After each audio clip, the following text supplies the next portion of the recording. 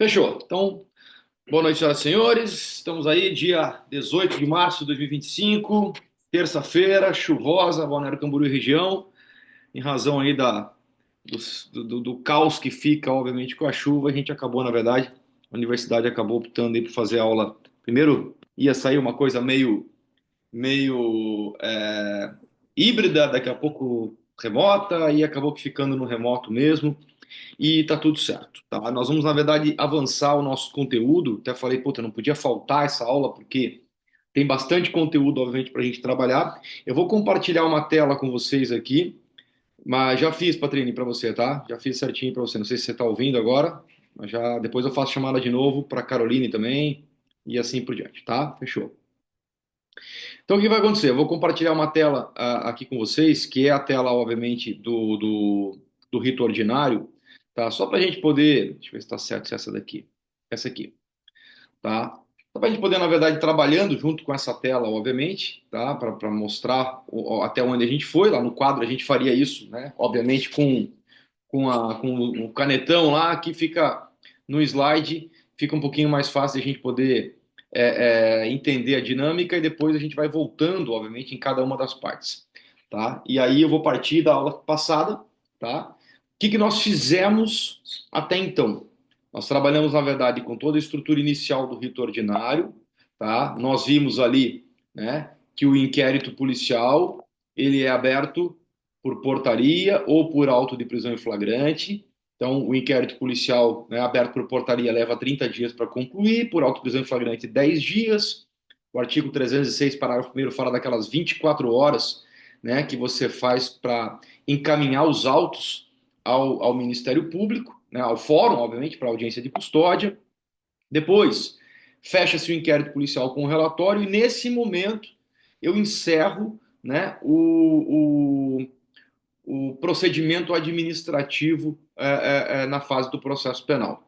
Esse procedimento administrativo, dispensável, com todas aquelas características, é distribuído no fórum. E aqui eu até separo no slide, diferente um pouquinho do que eu coloco no quadro lá, mas eu separo aqui, na verdade, assim, né? A figura do réu preso e do réu solto. Por quê? Porque quando tem o réu preso, eu passo pela audiência de custódia, enquanto que, na verdade, enquanto eu estou com o réu solto, inexiste a figura da audiência de custódia, por consequência, né, não tenho que falar em audiência de custódia, eu simplesmente dou vista direto, obviamente, né, ao Ministério Público, dependendo do caso. Então, esse procedimento todo nós já falamos na semana passada, nós já construímos na semana passada aí essa linha de raciocínio, tá? Do desenho, obviamente, dessa primeira fase. Daqui para frente, foi dado vista ao Ministério Público, tá? Quando a gente deu vista ao Ministério Público, certo? O Ministério Público podia ter aquelas três possibilidades, tá? E aí eu falei na semana passada sobre jurisdição e competência, eu falei na semana passada para vocês, né, sobre a figura da ação penal, então fui trazendo também a figura da ação penal, obviamente, aí, em razão do procedimento todo, né? E aí, automaticamente, depois de tudo isso, tá, a gente, na verdade, tem que agora construir essa linha de raciocínio. A gente tem que construir agora, certo, o procedimento em si, né, para entender a dinâmica ali. Então, a partir do momento que eu enviei para o Ministério Público, tá, a gente agora já sabe sobre jurisdição e competência, já sabe sobre ação penal. A partir desse momento agora, né, o Ministério Público, então, tinha aquelas três opções: requerer diligência em caso de réu solto, requerer o arquivamento, o juiz decidindo. Hoje, temos aquela interpretação feita pelo STF de que o Ministério Público conduz todo o arquivamento, ficando apenas aquela chancela final por parte do juiz, né? Mas toda a estrutura de arquivamento parte do MP, o MP determinando ou decidindo pelo arquivamento comunica a vítima, tem direito de recorrer para a instância superior deles, né, do próprio Ministério Público, e depois isso vai ao juiz, com toda essa transição já realizada, e o juiz apenas determina, então, o arquivamento final. O Ministério Público vai poder requerer diligência em caso de réu solto, até formar a sua opinião sobre o delito, a opinio delictis, né? Ou então oferecerá a figura da denúncia. E quando ele oferecer a denúncia, certo?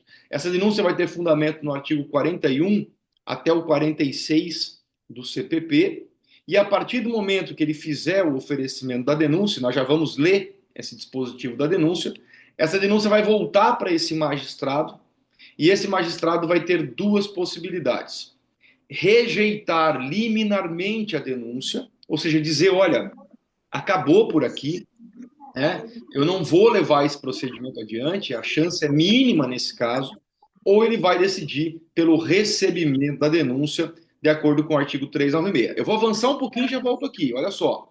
A partir do momento que ele recebe a denúncia, ele vai mandar citar o réu, e o réu, na verdade, vai ser citado para apresentar a sua resposta à acusação. Então, ele é citado para apresentar a resposta à acusação, primeira peça defensiva dentro do processo penal, né? E a partir do momento que ele apresentar a resposta à acusação, o juiz novamente pode fazer o quê? Absolver sumariamente ou designar audiência de instrução de julgamento. Então, eu vou voltar a fita aqui, tá? Para a gente entender um pouquinho. Vou voltar lá na denúncia, tá? Para a gente entender uma situação. Vou interromper aqui, deixa eu fazer um negócio. Deixa eu só abrir aqui a galeria. Deixa eu mutar essa galera aqui para não ter problema. Espera aí, responda aí. Pronto. Alguém estava com o microfone aberto aí, daí fica atrapalhando a gravação. Então, olha só. Por que eu saí, obviamente, lá do slide, tá? Porque eu quero, na verdade, fazer um procedimento com vocês aqui. Eu quero ir lá no Código de Processo Penal, tá? Então, eu preciso, obviamente, você que estiver em casa, no trabalho, onde você estiver, abre o teu CPP, né? Vamos lá puxar aqui um Código de Processo Penal, tá? Para a gente abrir aqui o texto compilado aí do CPP. Deixa eu abrir aqui.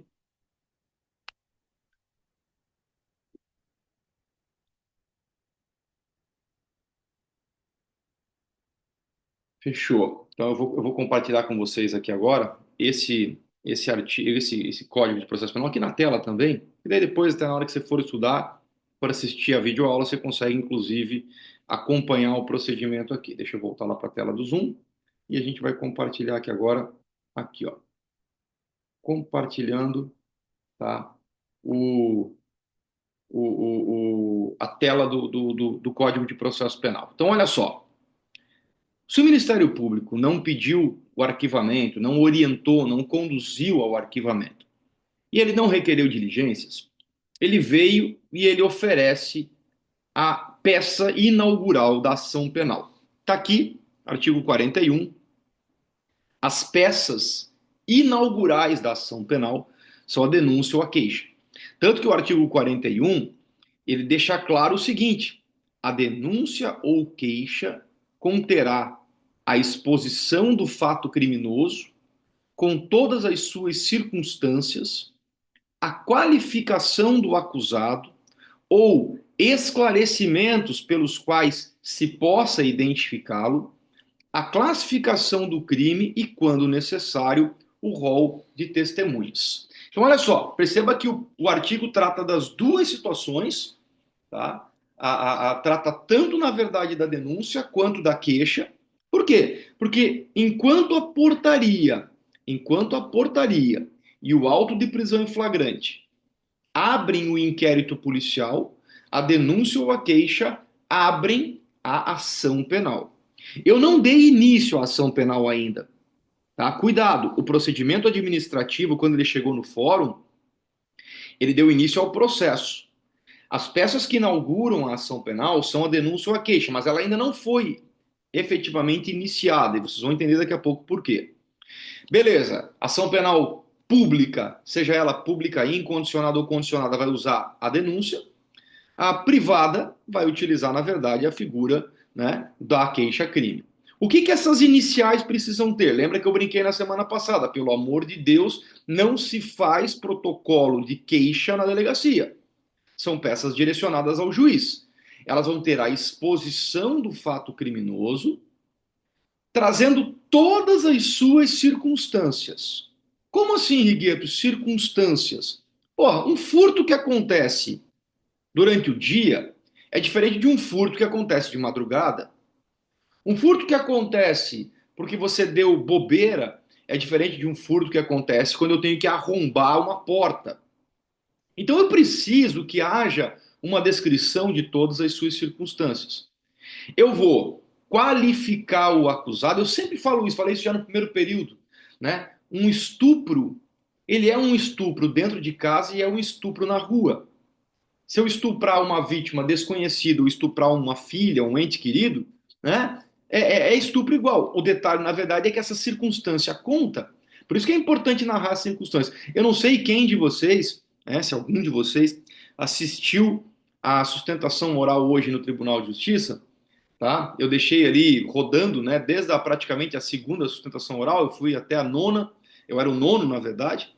Eu fico pasmo, eu fico indignado assim com o posicionamento do tribunal. Com todo respeito ao doutor Sérgio Rizelo, ao doutor Eudemar Meneguzzi, ao doutor Norival Acácio, porque assim, ó, cara, denúncia feita contra os 10 guardas municipais de Itajaí descrevem a conduta de dois deles.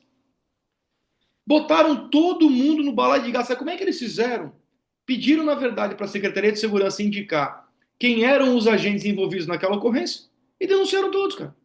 Denunciaram, por exemplo, a viatura do Maurício, se eu não me engano é o Maurício, esqueci sobre o parceiro dele, que chega no final para dar, na verdade, apoio. A ocorrência já tinha terminado, cara. E os caras estão denunciados por tortura. Foi o que eu falei para o desembargador. Eu acho até, inclusive, que eu vou para o STJ.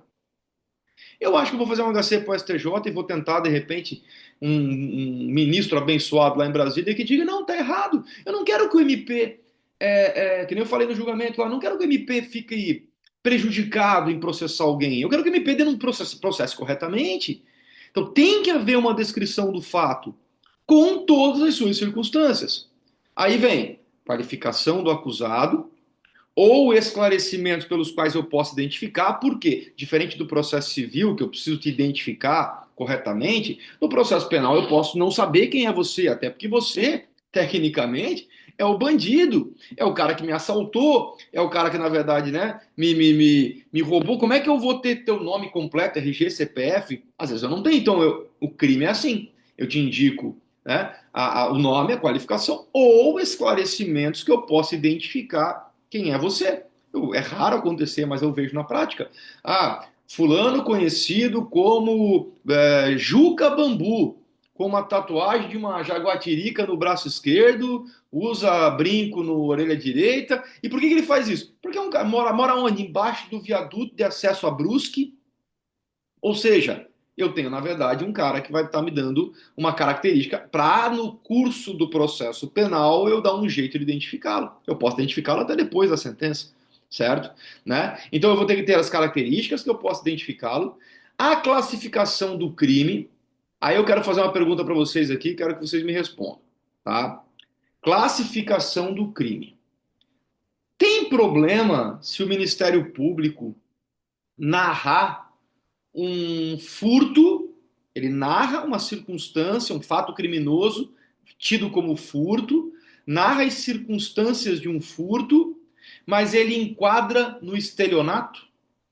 Tem algum problema ele narrar todo o furto e pedir, na verdade, para que eu seja processado e condenado no artigo 171? O que vocês me dizem aí?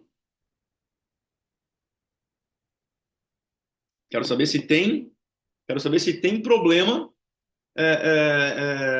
né, nessa característica aí.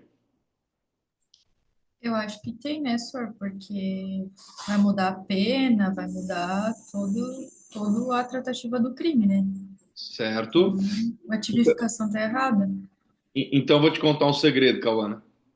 Nós não nos defendemos de artigo de lei, nós nos defendemos de fatos.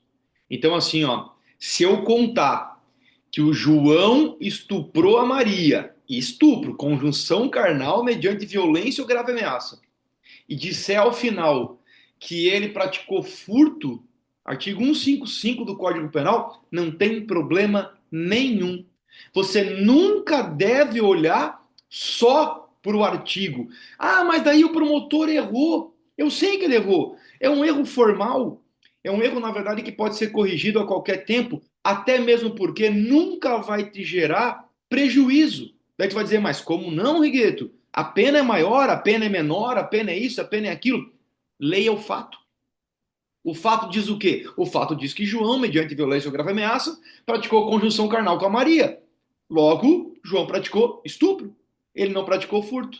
Então, assim, ó, essa narrativa, né? Ali, o artigo diz, né, que deve indicar a classificação do crime, é claro, o Ministério Público deve fazer um direcionamento de novo. Olha, eu acho que você praticou tal conduta, vou te enquadrar no artigo correto, e eu vou dizer até mais para vocês, tá? Olha como tem uma situação bem delicada. Vocês devem ter visto isso.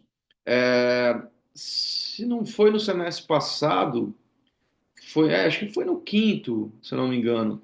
No quinto, aonde se fala, na verdade, da sentença, e lá na sentença a gente trata das emendatio libellis e a mutatio libelli.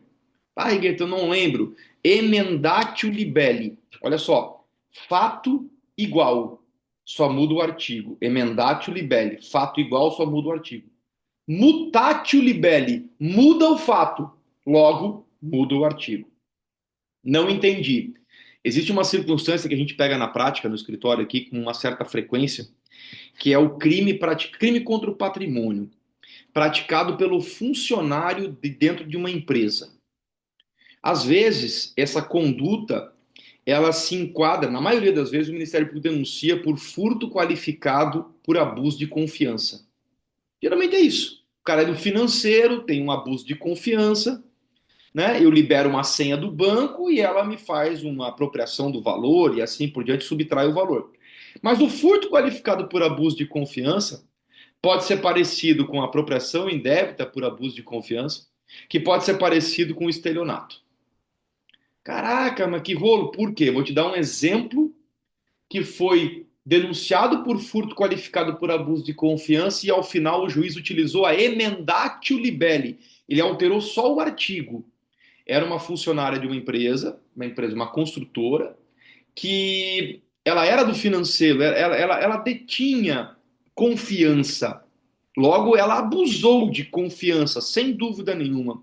Mas a forma, o modus operandi dela para enganar a empresa, ela se enquadrou no estelionato. O que ela fazia? Ela lançava nas planilhas de pagamento, porque ela era aquela pessoa que fazia assim, para quem trabalha em empresa que sabe como é que é.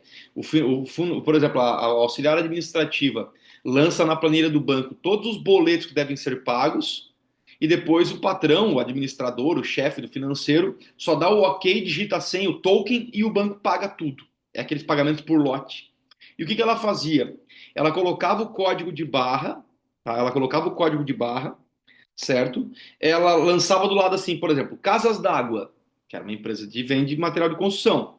Mas esse boleto era da Univale, ela pagava a escola, a faculdade da filha.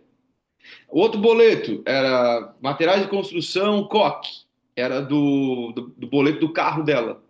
Então ela fraudava um boleto, ela fraudava a emissão do documento em si para o superior, né, induzindo o superior a erro para obtenção de vantagem. Então ela transcendeu, claro, olha só que loucura, é denunciada por furto qualificado. Furto qualificado tem pena de 2 a 8 anos. Nós conseguimos uma emendatio libelli, uma desclassificação da conduta para um estelionato. A narrativa era a mesma. Se você se enquadrava num crime ou em outro, que loucura. E aí, né? Então, assim, ó, quando eu falo, eu volto mais uma vez. O promotor tem um compromisso: expor o fato criminoso com todas as suas circunstâncias, qualificar o acusado ao apresentar características que eu possa identificá-lo, né? E enquadrar o crime e, quando necessário, apresentar o rol de testemunhas. Aqui no rito ordinário, preste atenção que o rol de testemunhas autoriza até o número de 8 pessoas. Tá? E aí agora eu quero saber uma coisa de vocês. Eu já falei isso, acho que no semestre passado, não, porque no semestre passado não foi comigo, mas no semestre anterior. O que vale mais? Testemunho ou informante? Tá? O que vale mais? Testemunho ou informante? Testemunha? E o que vale mais? Testemunho ou prova pericial? Prova pericial. Ah, a Cauana tá respondendo, eu vejo a galera aqui no vídeo só gesticulando assim, ó. Se eu disser pra vocês de novo que é pegadinha, fica, porra, Rigueto, eu não vou responder mais, né, Oh, Cauana? Ó, é assim, ó, é pegadinha. Por quê? Porque nós usamos o sistema do livre convencimento motivado, sistema da livre apreciação das provas. Não existe essa tabela de valoração de que uma vale mais que a outra. O juiz pode valorar, mas eu vou mais além agora, vou mais além. Qual que é a diferença de uma testemunha para um informante? Qual que é a diferença de uma testemunha para um informante? Por que que uma é chamado de testemunha e o outro é chamado de informante? Vocês sabem me dizer? Hein? Isis, me conta, Isis. A Cauana também pode falar, Cauana. Tu vai, vamos embora. se errar de novo, errei, né? Mas o Problema. informante, ele não presta o compromisso de falar a verdade, né? Ele tá num daqueles artigos em que ele não tem o compromisso com a verdade. A testemunha, ela tem o compromisso com a verdade e ela pode ser presa por mentir. Exatamente, matou a pau, tá? Ou seja, certo? Minha esposa é informante, minha mãe é informante, né? Meu irmão é informante, mas o vizinho da frente ali que não tem nenhum grau de amizade íntima ou inimizade capital é testemunha. Quando eu falo que o Ministério Público, ao oferecer a denúncia, vai narrar o crime, capitular o delito no artigo e vai indicar testemunhas, eu estou falando testemunhas compromissadas. Porque essa palavra, inclusive, informante, ela nem existe, ela vem da doutrina. A lei fala testemunha compromissada e testemunha não compromissada, que a doutrina chama de informante. Então, o que, que vai acontecer? Quando eu digo que na denúncia, no rito ordinário, o promotor pode arrolar até 8 testemunhas, eu estou usando o sentido literal da palavra, né? Mas como assim? É testemunha. Então ele pode, por exemplo, você pode pegar uma denúncia, às vezes, que tem 12 nomes. Caraca, 12 nomes? São duas vítimas, as mães das vítimas e o restante testemunha.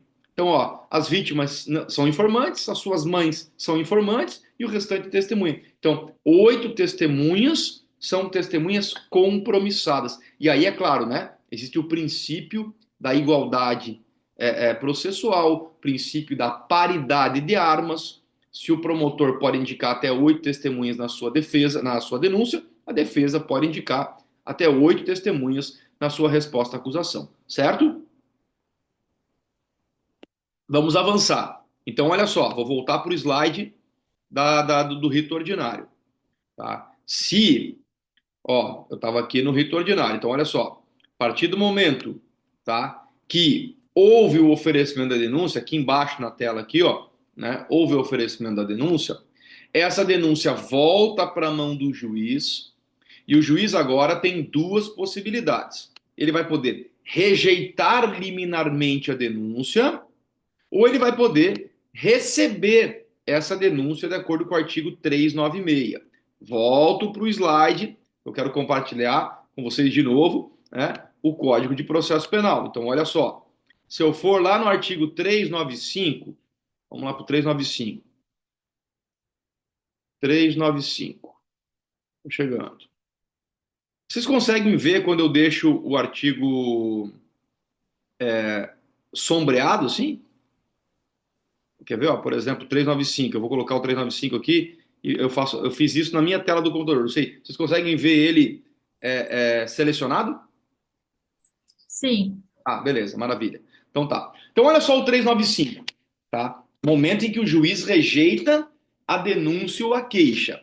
Acho assim, quase impossível acontecer um negócio desse na prática, mas tá aí, tá na lei. A denúncia ou a queixa será rejeitada quando for manifestamente inepta. O que eu busquei hoje nesse julgamento do habeas corpus, se você não assistiu, tem o link ali no WhatsApp, você pode entrar, vai lá no a partir dos 70 minutos de gravação, tá?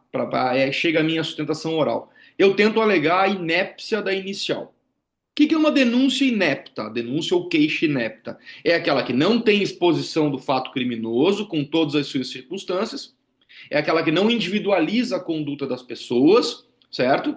É aquela, na verdade, que tem, né, uma falha, não tem começo, meio e fim. É é uma tristeza. Eu vou contar um caso para vocês aqui que é terrível. Alguns anos atrás, hoje, na verdade, ele já está aposentado, mas alguns anos atrás, um promotor de justiça, certo, que atuava na comarca de Camboriú, tá? É, ele oferecia as denúncias dele e as denúncias dele sempre eram muito primárias, assim, sabe? Ele tinha um costume de pegar o artigo de lei, certo? E escrever dentro do artigo de lei. Por exemplo, ele dizia assim: o Ministério Público, no uso de suas atribuições, vem oferecer denúncia contra o Rigueto pela seguinte prática delituosa. O Rigueto subtraiu, aí ele abria parênteses e escreveu assim: pegar para si, fecha parênteses. Para si ou para outrem, abre parênteses. Neste caso, para si, fecha parênteses. Coisa alheia móvel, abre parênteses. No caso em comento, uma bicicleta, fecha parênteses. Cara, ele escrevia assim. E eu fui comentar isso em sala de aula. Porra, isso é um exemplo de inépcia inicial. Você não tem começo, meio e fim, não tem uma narrativa de texto, tá? Era assim, era pegar o artigo de lei e eu ia escrevendo no meio. Nisso, um aluno levantou a mão. Ô, professor, eu sei de quem o senhor está falando. Eu falei, cala a boca, Guilherme, não vai me dizer quem é o promotor aí, porque, né? Não, não, é que eu trabalho com ele. Eu falei, ai, senhor amado, eu fui falar um negócio, cara, né? E eu trabalho com ele. Aí eu falei, mas tudo bem, né? Não precisamos. Não, não, é só para dizer o seguinte, professor, que é ele que faz a denúncia, não somos nós, não. Geralmente a culpa é do estagiário, né? Mas não é a gente que faz a peça, não, cara. É ele que é ruim de redação. Cara, isso é um exemplo de inépcia da inicial. Aquela denúncia que não tem cabeça, não tem começo, meio e fim. Vou dar um outro exemplo que aconteceu. Tijucas, terra da Isis aí, né, Tijucas? Né, da Isis? É, em Tijucas, na verdade, houve uma rebelião no presídio e a polícia esteve no local, certo? Fazendo, obviamente, todo o acompanhamento aí da situação. Esteve lá a polícia, esteve, na verdade, quem mais? Teve a polícia, teve a polícia militar, a polícia civil, teve, na verdade, a polícia penal e todo mundo entrou no estabelecimento prisional lá e assim por diante. Ao final, os presos alegaram que sofreram tortura. A tortura era composta de um negócio chamado corredor polonês. É quando eu deixo todo mundo pelado de um lado do estabelecimento prisional e faço um corredor de homens e determino que ele passe do lado A para o lado B, o esquerdo para o direito para o esquerdo. E conforme ele vai passando pelo meio do túnel ali, a gente vai dando soco nele, vai batendo nele. O Ministério Público então solicitou a lista de quem estaria participando daquela operação e denunciou todos por tortura. Na época, eu representei delegado, representei policiais civis que sequer entraram no estabelecimento prisional porque ficaram do lado de fora fazendo a segurança do perímetro. Quem que deve ter entrado? Policiais penais e policiais militares. Agora, quem fez a tortura? Ninguém sabe. Todos estavam usando vestimentas escuras, toucas balaclaves, ou seja, não tinha como identificar. Então, quando eu falo a denúncia ou a queixa será rejeitada quando for manifestamente inepta, é porque não tem condições de você proceder a uma leitura básica para oferecer o contraditório e ampla defesa. Então, esse é o cenário do inciso 1. Né? Nesse caso de Tijucas, absurdamente, a denúncia foi recebida, eu fiz um habeas corpus para o tribunal e o tribunal reconheceu que ela era inepta e mandou rejeitar a denúncia para todos. Ah, mas e aí? Alguém foi denunciado? Cabe ao Ministério Público individualizar a conduta. O que cada um fez efetivamente? É o que eu falei hoje do caso dos guardas municipais de Itajaí, no habeas corpus, e que provavelmente está me motivando aí a buscar o Superior Tribunal de Justiça. Quem assistiu o julgamento hoje à tarde viu que, na minha concepção, com enorme respeito, mas a doutora Ildemar, a relatora, parece que ela não compreendeu onde eu quis chegar. O doutor Sérgio Rizelo, parece que ele compreendeu onde eu quis chegar, porém não quis contrariar a colega de toga e preferiu, na verdade, dizer que iria acompanhá-la. E o doutor Norival foi na onda e acompanhou, no sentido de denegar a ordem. Mas, para mim, o doutor Sérgio Rizelo percebeu.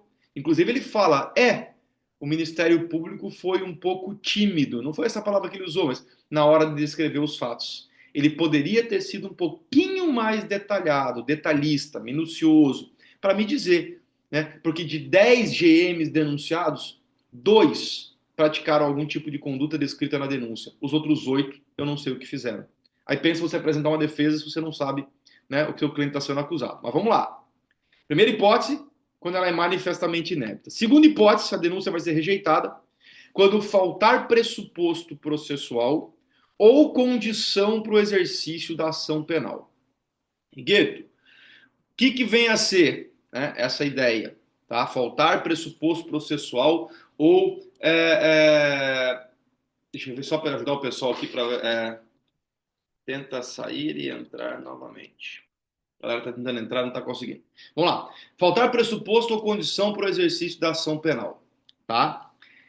Pressuposto ou condição para o exercício da ação penal seria mais ou menos assim. Eu vou dar 2 exemplos básicos. Tá? Falha na titularidade da ação. Como assim, Rigueto? Eu não posso oferecer denúncia. Quem oferece denúncia é o promotor. O promotor não pode oferecer queixa-crime. Quem oferece queixa-crime sou eu. Então, ó, faltou pressuposto ou condição de agir. Ou, por exemplo, é uma ação penal pública condicionada à representação do ofendido. Condicionada à representação do ofendido. E o Ministério Público não tem a representação do ofendido. E mesmo assim denuncia. Pronto. Se eu conseguir comprovar que faltou a representação ou que a titularidade da ação penal está equivocada, eu tenho o inciso 2, a denúncia deve ser rejeitada por faltar pressuposto processual ou condição para o exercício da ação penal. E o terceiro? O terceiro fala, na verdade, sobre faltar justa causa para o exercício da ação penal. Aqui eu quero que você faça 2 anotações. Primeiro ponto, nesta fase do oferecimento da denúncia, vigora a máxima chamada indubio pro societate. Na hora de oferecer a denúncia, vigora o indubio pro societate. Na dúvida, eu te denuncio.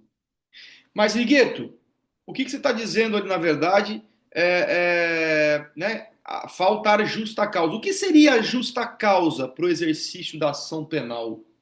Justa causa seria o mínimo do mínimo do mínimo necessário entre materialidade e autoria para eu processar você. O mínimo. Eu não preciso de muita coisa. Se eu tiver assim, ó, um cheirinho que o crime aconteceu e um cheirinho que você é o cara que praticou esse crime, eu tenho indícios suficientes de autoria e materialidade para o oferecimento da ação penal. Agora, né? Por exemplo, vou dar um exemplo bem esdrúxulo assim de ausência de justa causa, né, para o exercício da ação penal, né? Ausência de justa causa. Você me denunciar por adultério, certo? Que foi revogado em 2006. Você me denunciar por rapto consensual para fins de casamento, crime que foi revogado em 2006. Tá? Tem coisas, na verdade, que não tem lógica. Não haveria sequer justa causa, né, para o exercício da ação penal você denunciar uma pessoa. Você me denunciar, por exemplo, por um crime prescrito. Cara, tá prescrito, meu. Por que tu vai... Não tem mais justa causa. O Estado perdeu aquele mínimo indício suficiente de autoria e materialidade. Então, essas 3 hipóteses autorizariam o juiz a rejeitar liminarmente a denúncia, a matar a pau, eliminar o processo na fase embrionária, no início da ação penal. Agora, olha o que diz o artigo 396, que é o 2 artigos, depois eu volto para o slide lá. 396. Tá aqui, ó. Nos procedimentos ordinário e sumário, oferecida a denúncia ou a queixa, o juiz, se não a rejeitar liminarmente, 395, recebê-la-á e ordenará a citação do acusado para responder à acusação por escrito no prazo de 10 dias. Vou voltar para o slide do processo penal aqui. olha só a jogada, tá? Eu falei para vocês, olha a pegadinha de prova agora, tá? Vocês conseguem ver, me respondam aqui, por favor, se vocês conseguem ver eu mexendo o mouse na tela, porque daí eu faço. Vocês conseguem ver o meu mouse? Ó, eu estou fazendo círculos ao redor da palavra IP. Vê se vocês conseguem enxergar na tela de vocês? Vamos ver quem respondeu para mim aqui. Professor, não estou conseguindo ver. Ué, não estou. Doutor, Não, não tô vendo. quando o doutor compartilha a lei, aparece, mas o slide não. No slide não. Tá, então tá bom. Então fechou. Então então me acompanhem aqui, na verdade, com a fala para você poder chegar onde eu quero chegar ali. Tá? Perceba o seguinte, ó. Vamos ali no relatório do inquérito policial, primeira linha, relatório do inquérito policial, tá? Quando esse relatório do inquérito policial, quando esse inquérito policial chega no fórum, começou o processo. Porque até esse momento era um procedimento administrativo. Chegou no fórum o inquérito, virou processo. Agora eu vou contar para vocês as três correntes sobre o início da ação penal. Então, ó, nós tivemos procedimento administrativo na fase policial, chegou o inquérito no fórum, começou o processo. Agora eu quero saber aonde começa a ação penal. Eu vou dar as três correntes, da minoritária até a majoritária. Primeira corrente, minoritária, não é usada. Diz que a ação penal começaria com o oferecimento da denúncia. A linha de baixo ali, ó, bem no meio, com o oferecimento da denúncia. Essa corrente, na verdade, não é seguida pelos mais conceituados doutrinadores. Quem defende essa tese, né, de que a ação penal começaria aí, usa por pressuposto, né, o fato de que a denúncia ou a queixa são as peças que abririam a ação penal. Então, por essa razão, pura e simples, ofereceu a denúncia, ofereceu a queixa, deu início à ação penal. Não é a corrente majoritária. A segunda corrente diz que a ação penal começaria com a citação válida do acusado. Tá ali, ó, na linha de cima, ali à direita. Tá? Ou seja, que só iniciaria uma ação penal formalmente dita quando o réu fosse devidamente citado.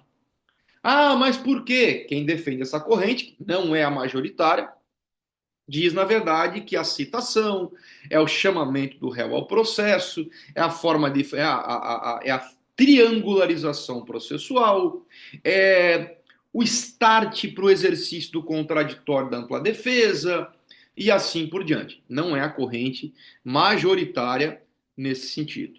Tá? E a corrente majoritária diz que a ação penal volta aqui um passo para trás da citação. Ou seja, o recebimento da denúncia. O recebimento da denúncia, deixa eu ver se eu consigo fazer uma jogada diferente aqui, ó. Vamos ver se dá.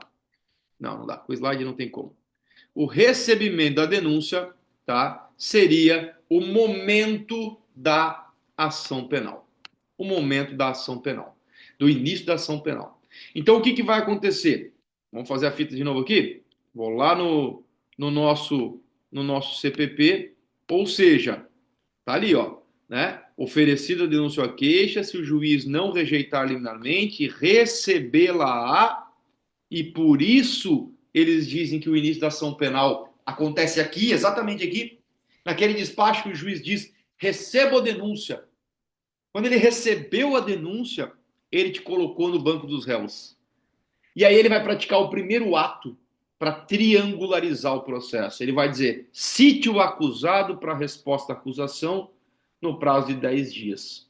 Então, a corrente majoritária interpreta, certo, que o prazo, o início da ação penal se dá com o recebimento da denúncia. Iniciou a ação penal. Tá? Beleza, Rigueto. E aí? E aí que se eu recebi a ação penal, né, se eu recebi a ação penal aqui e dei início à ação penal, ou seja, né, se eu recebi a denúncia e dei início à ação penal, significa, na verdade, que eu passei aquela fase da rejeição. Então pensa comigo, né? Não foi caso de rejeição. Já percebeu também aqui que no rito ordinário a gente não se manifesta, né? A gente, advogado, olha aqui, o inquérito concluiu, foi para o fórum, o MP ofereceu a denúncia, foi na mão do juiz, o juiz analisou e rejeitou. Cara, que maravilha, o juiz rejeitou, mas a gente não teve a opção de se manifestar. Ah, o juiz recebeu. Se ele receber, automaticamente ele deu início à ação penal e ele vai mandar fazer o próximo ato. Antes de eu passar adiante, quero que você anote uma observação importante aí. Vai ali no slide, onde está escrito rejeição liminar, né? Não sei como é que você está anotando aí nas suas anotações, mas vai ali onde você colocou a, a rejeição liminar, puxa uma flechinha para cima e escreve assim, ó, RESE, com S, R-E-S-E, em letra maiúscula, em caixa alta, RESE, que significa recurso em sentido estrito. Recurso em sentido estrito, RESE. Artigo 581, inciso 1, tá? Deixa eu ver um negócio aqui. Ô, Guilherme, me diz uma coisa. Tu tava falando, tu mandou para mim aqui no print da tela aqui. Tá aparecendo só essa linha para você ali, não? Ou tá aparecendo o slide inteiro? Antes estava com a linha, agora tá aparecendo o slide inteiro. Ah, então tá. Agora que eu vi aqui essa linha aqui, eu falei, porra, Deus, aí a galera não falando nada, eu falando, só faltava tá ficar a linha ali, né? Então tá. Agora foi a primeira vez que apareceu o slide. Sério? É. Que A loucura. lei aparecia certinho ali, tudo que o doutor fazia, mas no slide só apareceu agora. Mas que doido. Desde aquela hora que eu tava falando, não tava aparecendo? Mas que viagem, cara. Agora apareceu o slide. Tá aparecendo. Tá. Que doido. Tá. Então tá. Então vou até voltar a fita aqui, então, né? Ó, olha só.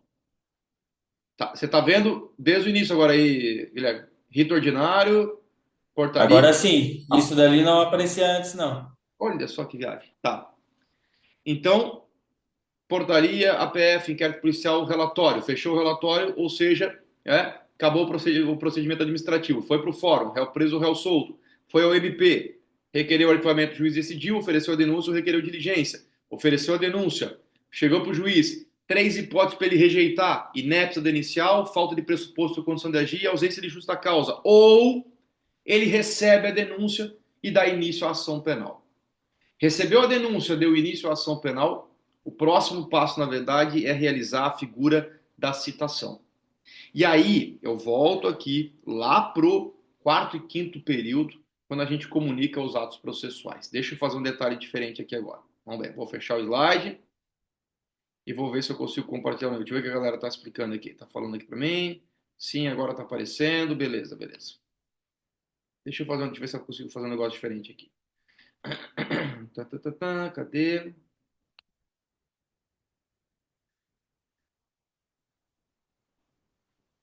E a galera tá chegando ainda. O pessoal meio sem luz ainda. O pessoal tava falando no grupo ali, né? Tava meio ruim aí as jogadas. Deixa eu ver aqui. Terça-feira. Quero fazer um compartilhamento diferente aqui.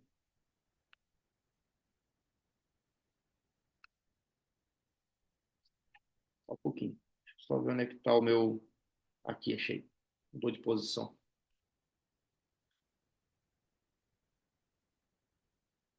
Estão vendo um quadro branco? Opa, sumiu. Peraí. Agora vê.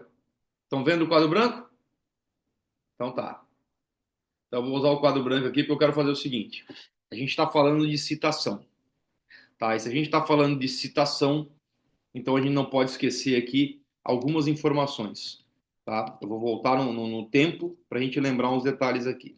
Citação, intimação, notificação. Tá aparecendo o texto para vocês? Fechou. Lembra sempre do seguinte: notificação é dar conhecimento de ato futuro. Como assim, Rigueto? O que que é isso? O que é dar conhecimento de ato futuro? Né? Significa, na verdade, que eu vou notificar você de algo que vai acontecer. A citação, ela só acontece uma vez no processo. Depois que ela acontecer, sempre serão intimações e notificações. A intimação nada mais é, certo, do que dar conhecimento de ato passado. Como assim? Vou te dar um exemplo aqui. Ó, eu intimo você da sentença que eu dei hoje, tá? Vamos lá, eu notifico você da audiência que vai acontecer em abril. Então, ó, sempre vai seguir essa regra, tá? A intimação é dar conhecimento de um ato passado, a notificação é dar conhecimento de um ato futuro. Tá. Mas e a citação? A citação ela acontece uma única vez no processo e ela tem três possibilidades a citação. Existe a citação pessoal, existe a citação por hora certa e existe a citação por edital. O que a prova da ordem mais gosta de pedir nesses casos é justamente os efeitos disso. Quais os efeitos de uma citação, né? Quais os efeitos de uma citação pessoal, quais os efeitos de uma citação por hora certa e quais os efeitos de uma citação por edital. Vamos lembrar lá. A citação pessoal, tá? O oficial de justiça vai te encontrar e vai entregar aí o mandado de citação. A partir do momento que eu entregar o mandado de citação para você, abre o prazo de 10 dias para apresentar a RA, a resposta à acusação. Se você morar fora do país, é através de carta rogatória. Se você morar fora da comarca, é através de carta precatória, certo? E se você for servidor público, é através, né? A citação ela é pessoal, mas é através do seu superior hierárquico, tá? Um outro exemplo aqui, se você estiver preso, também é pessoal através do diretor do presídio. Ou seja, antigamente, tá? Olha que loucura, antigamente um policial militar, ele era citado pessoalmente através do superior. Eu citava o superior tinha que avisar ele. O preso, eu citava o diretor do presídio tinha que estar. Hoje não pode mais. Hoje, na verdade, a citação deve ser feita de maneira pessoal. Eu tenho que fazer, na verdade, de forma pessoal. Ponto. Pessoal. O preso é a mesma coisa, porém, através, obviamente, utilizando do superior hierárquico, utilizando do diretor do presídio. Uma vez que eu cite você pessoalmente, eu simplesmente, na verdade, abro o prazo de 10 dias para você oferecer a tua resposta à acusação. Tá? Rigueto, antes de eu passar adiante aqui, Rigueto, eu fui citado pessoalmente, tá? Eu sou um cara muito rico e contratei um escritório de advocacia para cuidar. Fechou. 10 dias para oferecer a RA. Rigueto, eu fui citado pessoalmente. Eu sou um cara muito pobre e eu não tenho condições de contratar um advogado. O Estado vai ter que nomear um para você, porque eu não consigo continuar o processo penal sem a resposta à acusação. Rigueto, eu sou um cara muito rico ou muito pobre, não interessa, mas eu tô me lixando pro processo, cara. Tô nem aí. Fui citado, rasguei o papel da citação na frente do oficial de justiça ainda, tá? Fiz churrasco com o papel. Acendi a churrasqueira com o papel. E aí? E aí que vai passar o prazo de 10 dias e eu sou um cara muito relapso, ninguém vai apresentar minha defesa. Repito, seja eu rico, seja eu pobre. Eu sou relapso, ninguém vai apresentar minha defesa. A partir do momento que ninguém apresentou minha defesa, o Estado vai nomear um defensor para apresentar a minha resposta. Ou seja, citado pessoalmente, vai ser apresentada uma defesa, seja por quem eu contratar, ou seja por alguém que for nomeado, tá? E o processo vai continuar. Então não existe hipótese, certo, de eu ficar, né, livre aí dessa situação, porque o processo vai continuar sem sombra de dúvida. Ponto. Citação por hora certa. A citação por hora certa presume, certo, que você está se ocultando para ser citado. Tanto é que o oficial de justiça vai até você duas vezes e na terceira vez ele marca dia e hora. Olha que loucura. Eu estou indo na casa do João, bato palma lá, quero falar com o João, quem me atende é a mãe dele. O João não tá, foi trabalhar. No dia seguinte eu volto, no horário indicado por ela, o João não veio almoçar hoje, fez hora extra. Eu marco com ela na sexta-feira às 10 da manhã, porque ela disse que o João estaria lá. Se eu chegar lá e o João estiver, eu cito o João. Mas se eu chegar lá e o João não estiver, olha só, vou anotar aqui. Na terceira vez, se o oficial de justiça chegar e não encontrar o réu, ele, agora presta atenção, ele intimará quem lhe atender para dar a citação ao réu. Opa, peraí. Para dar citação ao réu e presumirá citado.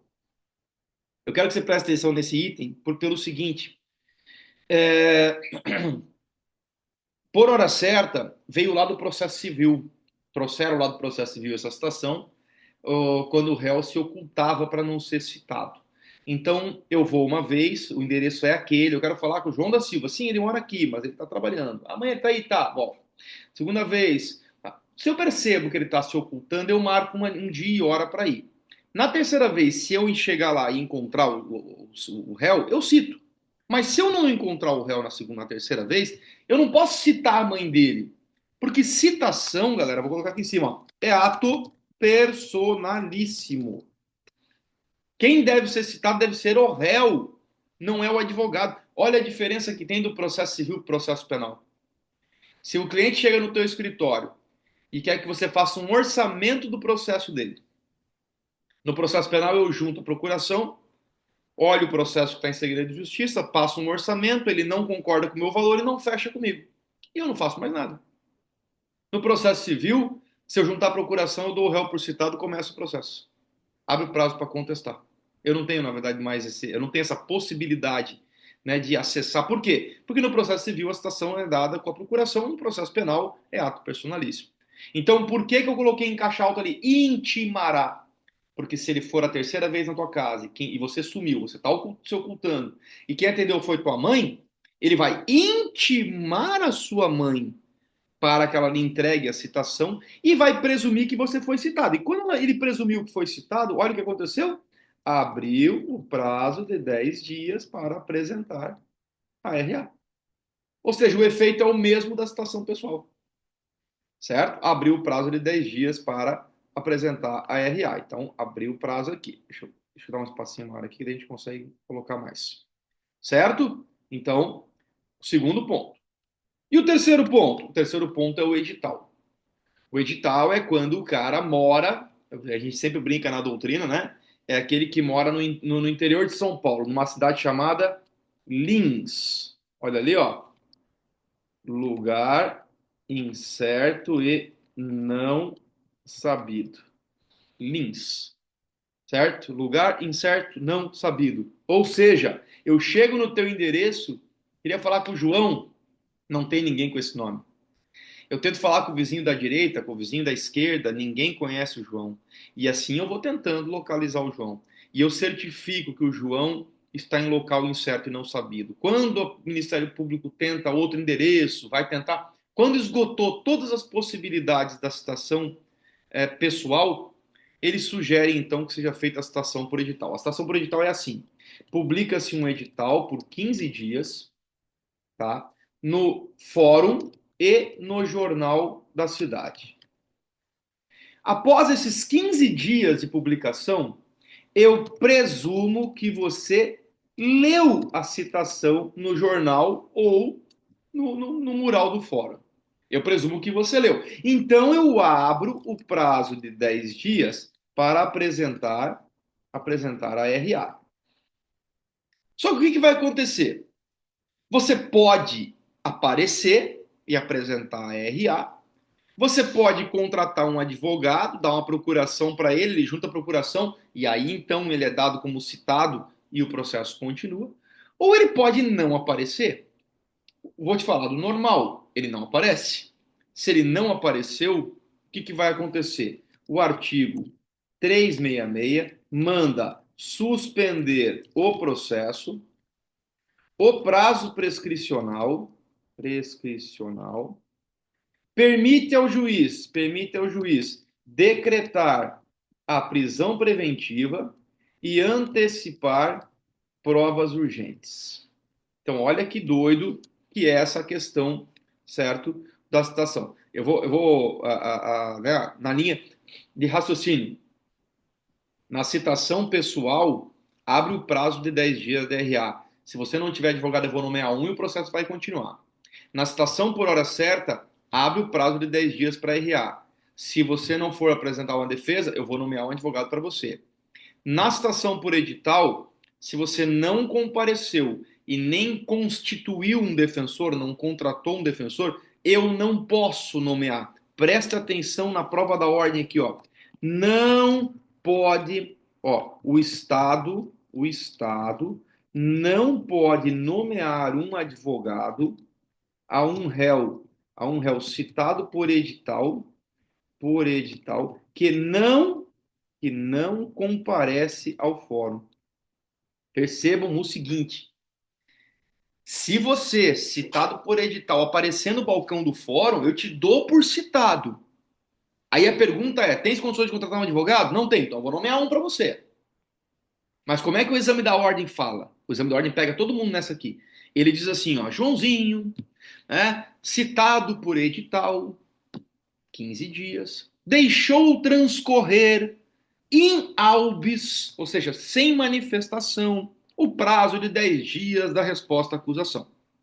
Sendo assim, o magistrado da comarca de Campo Belo, no estado do sei lá da onde, nomeou um defensor. Não. Se eu não compareci no estado, no fórum, e eu não contratei um advogado, o estado não pode me nomear. Por que que ele não pode nomear? Pô, para pensar comigo.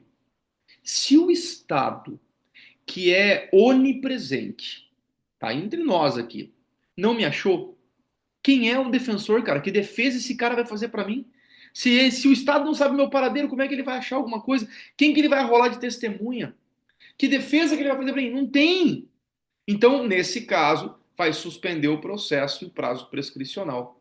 Aí, eu vou pedir para alguém aqui, pode ser a Cauana, pode ser o Guilherme, pode ser quem quiser participar, se possível, abrir o artigo 366 do CPP, tá? E se puder, na verdade, fazer, preferencialmente, tá? Quem tiver com o vademecum na mão, porque vai ter uma sacanagemzinha ali e eu preciso do vademecum, tá? Por isso que eu tô aqui só no computador. Quem tiver o vademecum, abre o 366 para mim, abre o seu áudio, por gentileza, tá? E faz essa leitura para mim aí do artigo 366 do CPP, por favor.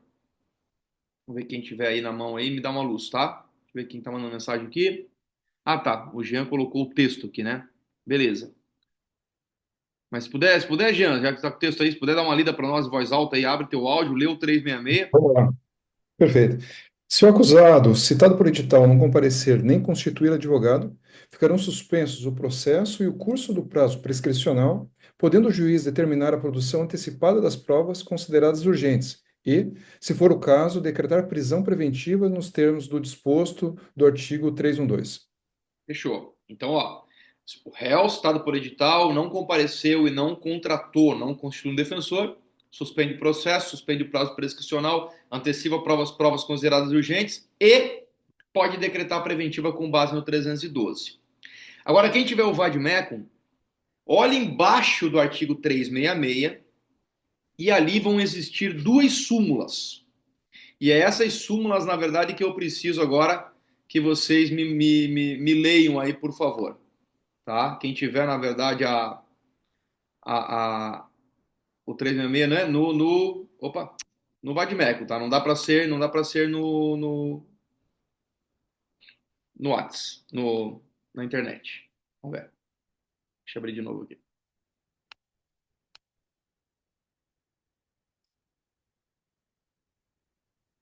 Outra dica, eu quero fazer um negócio aqui, ele não tá me ajudando.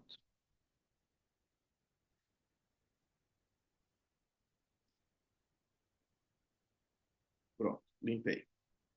Vamos lá, quem tiver aí, o Vadmecum, embaixo do 366, tem duas súmulas. Eu preciso fazer a leitura dessas duas súmulas aí para avançar. Você tá no Vadmec ou Jean, não? Eu tava na internet. Não estou com ele aqui, Tá. só no Cauana, computador. me ajuda, Cauana, vê se tens aí. Ou a Eu Isis, tô com a internet também, senhor.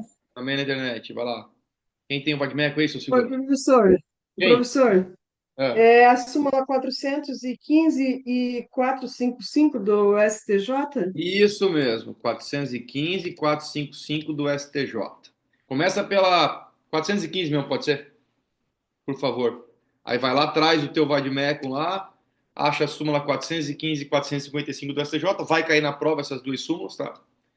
Então já fique atento, eu vou fazer a explicação das duas aqui, para a gente poder entender como é que funciona.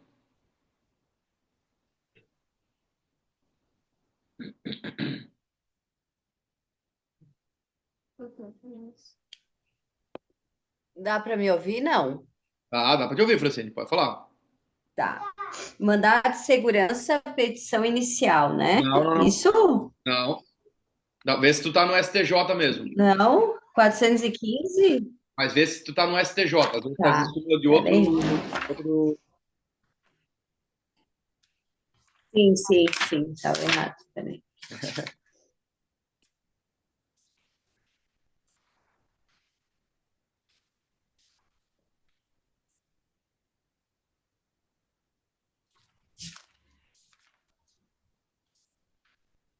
Seria esse aqui, o período de suspensão do prazo prescricional é regulado pelo máximo da pena combinada? Isso, esse aí é 415 ou 455? 415. E 15. Então vai lá, lê de novo para mim. Meu Deus do céu, né? Prazo prescricional é regulado pelo máximo da pena combinada. Peraí. O período de suspensão do prazo prescricional é regulado Pelo máximo da pena combinada. pelo, pelo máximo da pena combinada. Fechou. Depois eu vou explicar. E a súmula 455, lê para mim.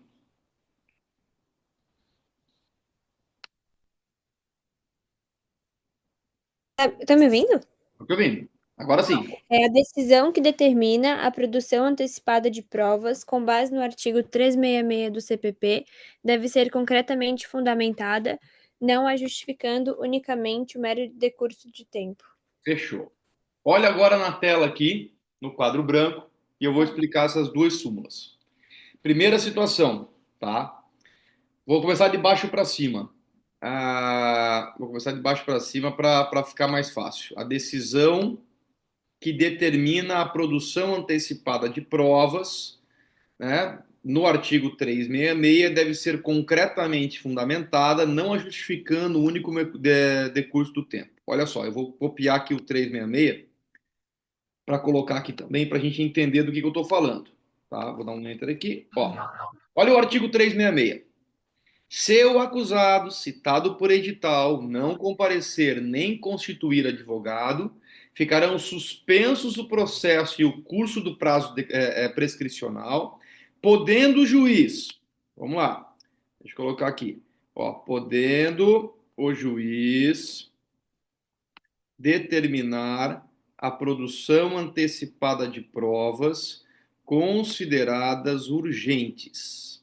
A súmula 455 diz que essa decisão que determina a produção antecipada de provas, previstas no artigo 366, deve ser concretamente fundamentada. Ele não pode justificar unicamente num mero decurso do tempo. Vou traduzir. Se um processo está suspenso juntamente com o prazo prescricional, sabe lá quando, né, você vai aparecer para ser processado. Então, o que o juiz poderia fazer? Designa a audiência dia 20 de março às 14 horas para ouvir os policiais militares.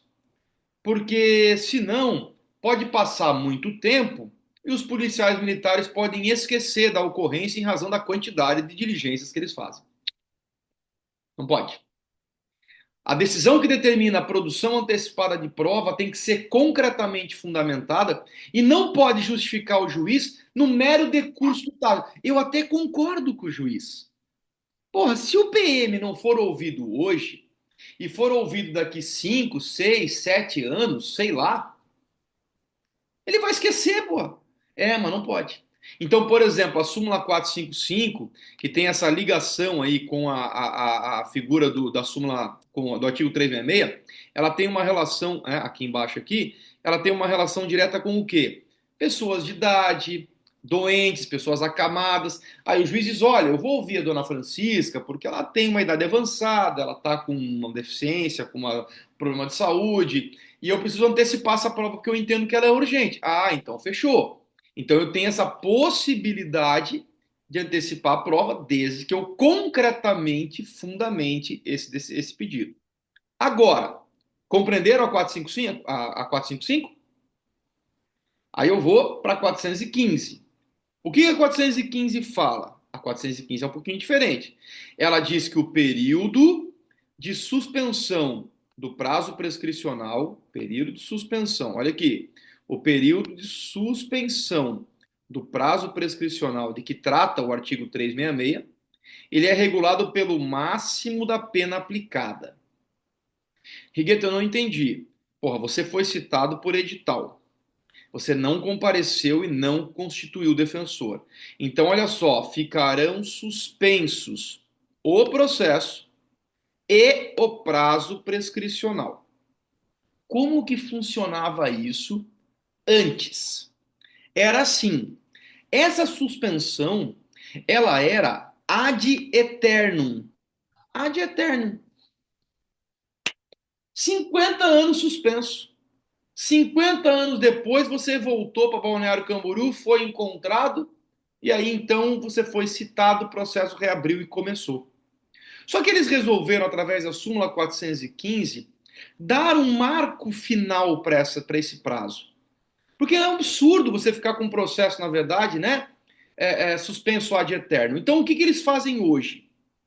Hoje eles pegam o teu crime, eles olham a pena máxima do teu crime. Vamos te dar um exemplo aqui agora, tá? Vamos dar um exemplo qualquer aqui, tá? Lesão corporal, artigo 129. Tem pena de 3 meses a 1 ano, tá? 3 meses a 1 ano. Vou colocar um espacinho aqui.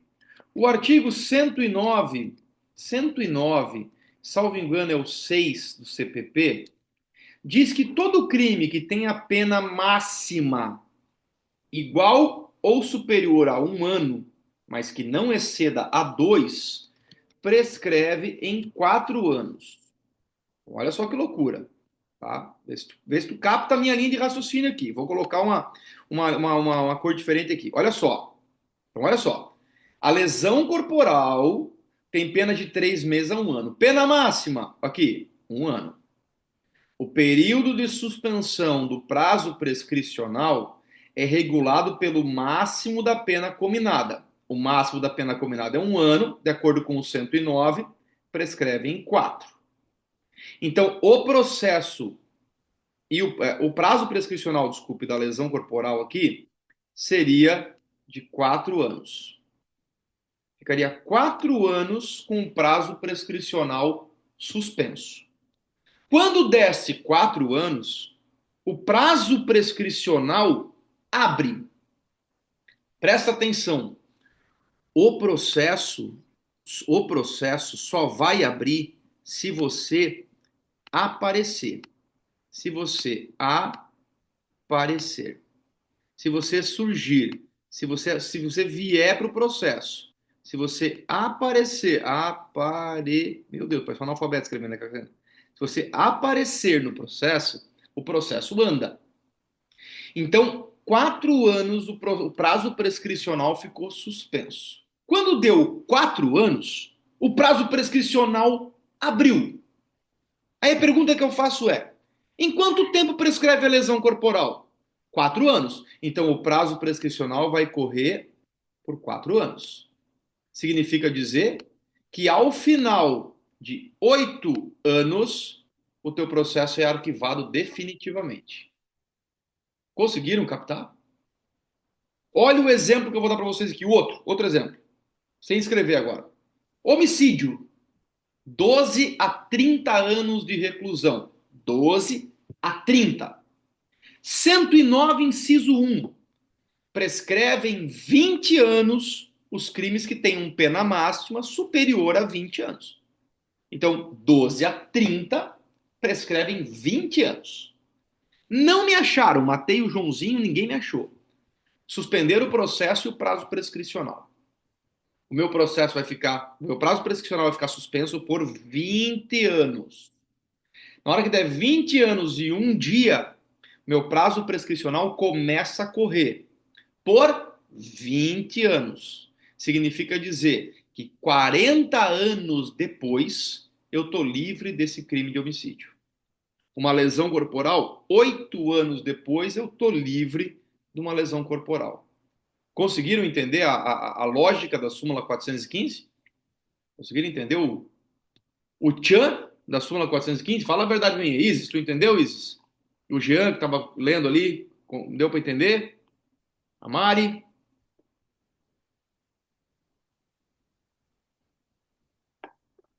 Fechou.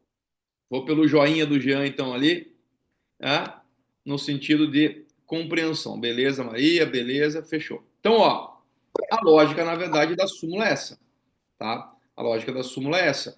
Então, vai cair na prova, porque a súmula 415, 455 é batata. Tem direto, obviamente, né? Essas informações aí na prova da ordem e assim por diante, eles têm esse procedimento na prática, tá? Então, vamos fechar isso aqui. Professor, Fala, Guilherme, diga. tá. E quando abre o 366, interrompe o prazo que já correu do oferecimento da denúncia? Assim, ó, a prescrição começa a correr quando a gente pratica o crime, certo? E ela vai até o recebimento da denúncia. Então, perceba comigo, vamos imaginar que eu pratiquei o crime em 2022, minha denúncia foi recebida em 2023, passou um ano, e eu fui citado por edital. Quando eu fui citado por edital e eu não me localizaram, aquele um ano contou. Aí eu parei a contagem, porque está suspenso o prazo prescricional. 2 anos, vamos lá, fiquei 4 anos com o processo suspenso, com o prazo prescricional suspenso, reabriu o prazo de 4 anos. Um já passou, falta mais 3. Era isso, né? Aí fechou os 4 anos, matou.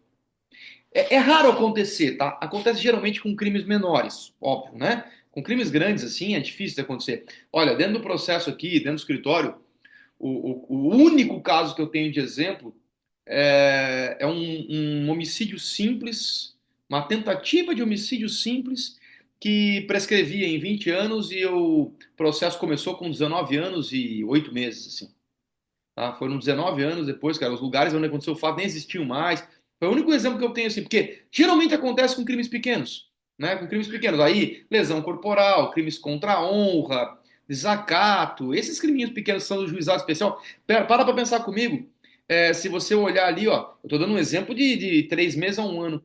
Todo crime que tem a pena máxima inferior a 1 ano prescreve em 3.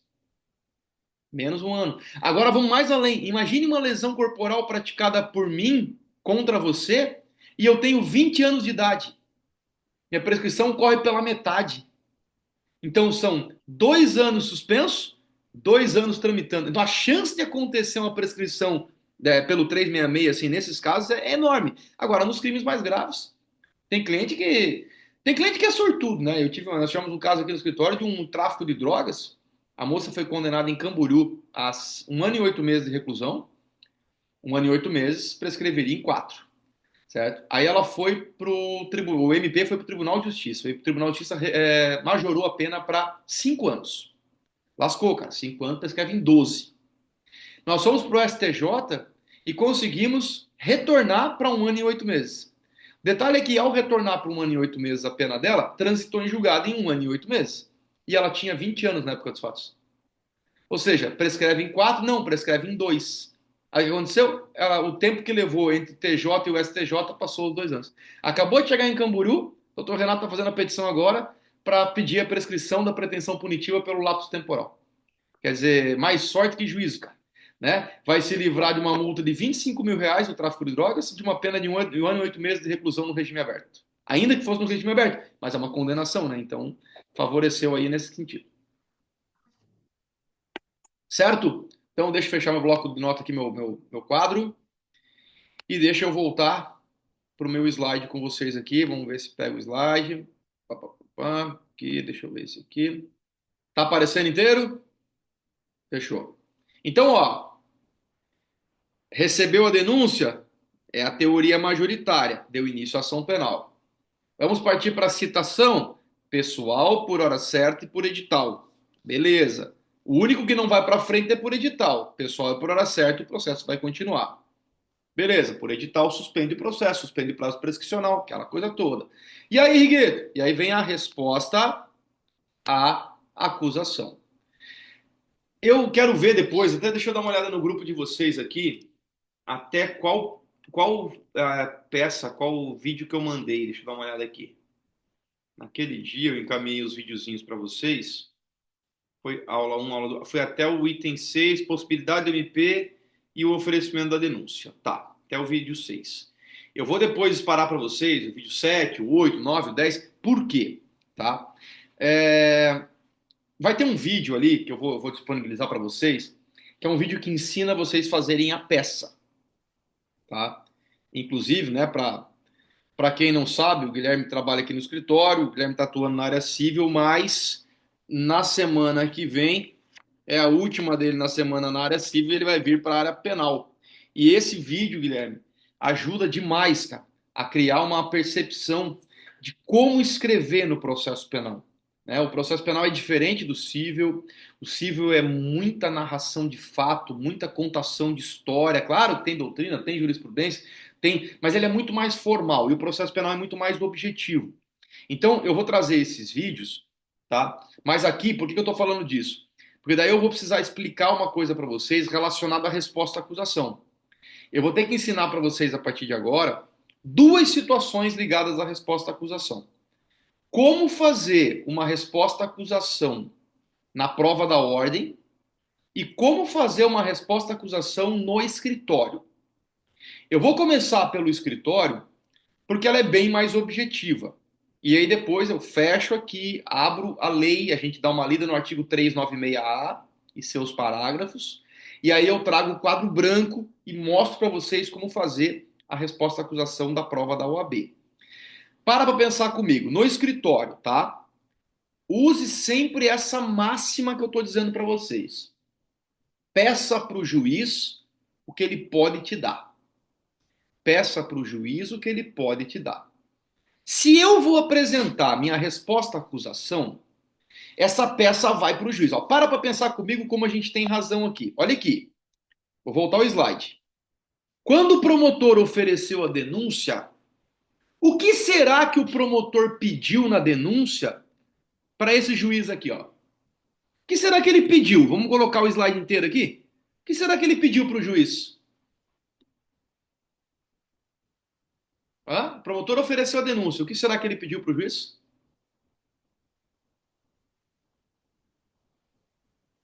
Absolvição? Não, não, não. Olha aqui. Estou falando do promotor. Ah, tá. Ó, o Desculpa. promotor Eu estava ofereceu. pensando na peça aqui. Ó, o promotor ofereceu a denúncia. O que será tá. que ele pediu para esse juiz aqui? Tá no slide, olha o slide.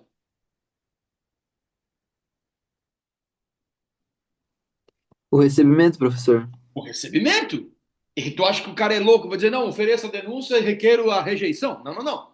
Ele vai pedir o recebimento. Ó, peça para o juiz o que ele pode te dar. A partir do momento que o juiz acolheu o que o promotor pediu, ele mandou citar, apresentou a resposta à acusação. O que será que o advogado vai pedir para esse juiz aqui, ó, na sua resposta à acusação do escritório? Da absolvição sumária?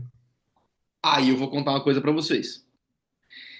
Eu tive um estagiário aqui no escritório. A primeira peça que ele fez foi uma resposta à acusação. Foi engraçado, porque ele fez a resposta à acusação, escreveu na peça mais ou menos assim, que o réu era inocente, tal, tal, tal, e que provaria sua inocência durante a audiência de instrução e julgamento. Aí ele me apresentou a peça, eu chamei ele na minha sala. Falou, ô Sérgio, vem cá. Tu disse que o réu vai provar a inocência dele durante a audiência de instrução e julgamento. Aí eu vou te fazer uma pergunta, Sérgio. Vai ter audiência de instrução e julgamento? Aí ele ficou me olhando, ele falou, não sei, doutor, vai ter? Eu falei, não, eu que perguntei. Quero saber se vai ter audiência de instrução e julgamento. Ele falou que ele vai provar a inocência dele na audiência de instrução. Ah, doutor, eu acho que vai ter. Eu falei, tem certeza? Cara, não era para ter audiência de instrução e julgamento. O que tem de advogado que escreve essa idiotice? O réu provará sua inocência durante o dia. Que audiência, porra! Que audiência! Eu não quero audiência nenhuma aqui, volta no slide. Eu quero absolvição sumária. Eu quero que o juiz acabe com esse processo agora. Caso Vossa Excelência decida por designar audiência de instrução, então eu vou, obviamente, requerer a oitiva de testemunhas, a produção de prova. Mas olha aqui, o meu pedido, peça para o juiz o que ele pode te dar. O pedido do promotor era o recebimento da denúncia. O pedido da defesa é a absolvição sumária. Essa é a peça do escritório da advocacia.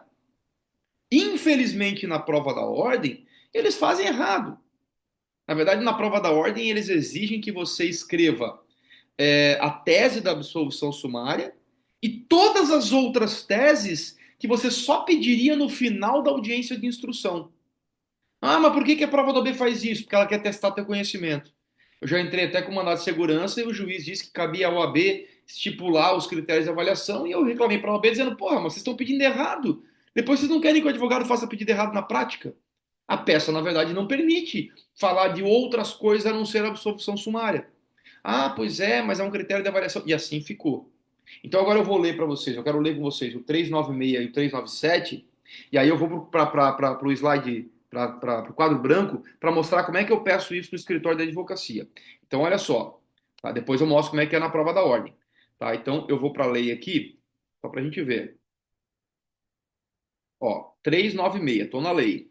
Tá? Estou na lei aqui, artigo 396, nós já falamos, eu vou ler de novo para pegar o texto certinho. Ó. Nos procedimentos ordinário e sumário, oferecida a denúncia ou a queixa, o juiz, se não a rejeitar liminarmente, recebê-la-á e ordenará a citação do acusado para responder à acusação por escrito no prazo de 10 dias. Fechou? Parágrafo único. No caso de citação por edital, o prazo para a defesa começará a fluir a partir do comparecimento pessoal do acusado ou do defensor constituído. Constituído, leia-se, contratado. Eu não posso ter defensor nomeado para mim, certo? Assim, sem que eu apareça. Ou eu apareço, ou meu defensor constituído, ou então eu apareço e digo, não tenho condições, e aí me nomeio um, mas eu tenho que aparecer. 396A. Tem coisas no 396A que eu acho que é viagem, tá? Eu vou explicar na prática, vocês vão entender o porquê. 396A. Na resposta, o acusado poderá arguir preliminares e alegar tudo o que interesse à sua defesa, oferecer documentos e justificações, especificar as provas pretendidas e arrolar testemunhas, até 8, qualificando-as e requerendo sua intimação quando necessário. Tem pegadinha na prova. Parágrafo 1º. A exceção será processada em autos apartados nos termos do artigo 95 ao 112. Já vou explicar. Parágrafo 2º.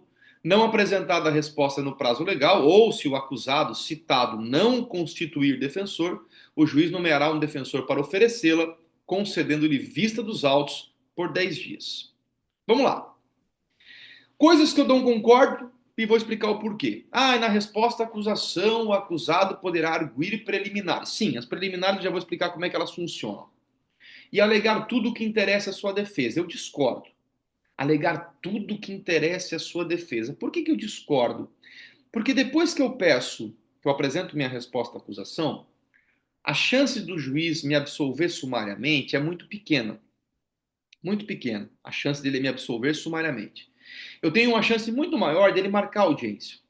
Se eu contar tudo que eu tenho interesse na minha defesa, na minha peça, e o juiz resolver marcar a audiência de instrução, eu vou estar entregando todo o ouro para o Ministério Público. Então eu sempre falo pouco. Salvo quando a minha chance de absolvição é uma chance pesada, forte, presente. Caso contrário, eu falo pouco. Vou oferecer documentos e justificações, vou indicar as provas que eu pretendo produzir, vou rolar as testemunhas, vou qualificar minhas testemunhas e vou requerer sua intimação quando necessário. Aí vem uma explicação. Quando que não seria necessário eu pedir a intimação de uma testemunha? Não é necessário eu pedir a intimação de uma testemunha quando eu disser que ela vai comparecer independente de intimação. Então, se eu disser, olha, eu arrolo João, Pedro e Maria, os quais comparecerão independente de intimação, não precisa intimar. Mas se eu disser que eu quero ouvir João, Pedro e Maria, requerendo que sejam intimados para o ato, ou notificados para o ato, que é futuro, né? Fechou? Se eles forem intimados e não comparecerem, tem um efeito. Se eles não são intimados, porque eu vou comparecer, eu vou levar independente de intimação, e eles não comparecerem, tem outro efeito. Alguém sabe qual é a diferença? Qual seria a diferença de uma testemunha intimada, que não comparece, e de uma testemunha não intimada, aquela que é independente de intimação e não comparece? Alguém sabe qual seria o efeito disso? O que poderia acontecer em um e outro? Tan, tan, tan, tan, tan. Hã? Não? Olha só. Uma testemunha que é intimada e não comparece na audiência, eu posso pedir para que ela seja conduzida coercitivamente. Excelência, eu insisto no depoimento do Francisco, devidamente intimado, que não compareceu. A juíza pode mandar buscar ele na hora ou pode designar uma nova audiência e mandar o oficial de justiça trazer ele à força. Acabou? Existe essa possibilidade. Tá? Existe essa possibilidade. Quando a testemunha ela vai comparecer independente de intimação, cara, muda completamente o cenário.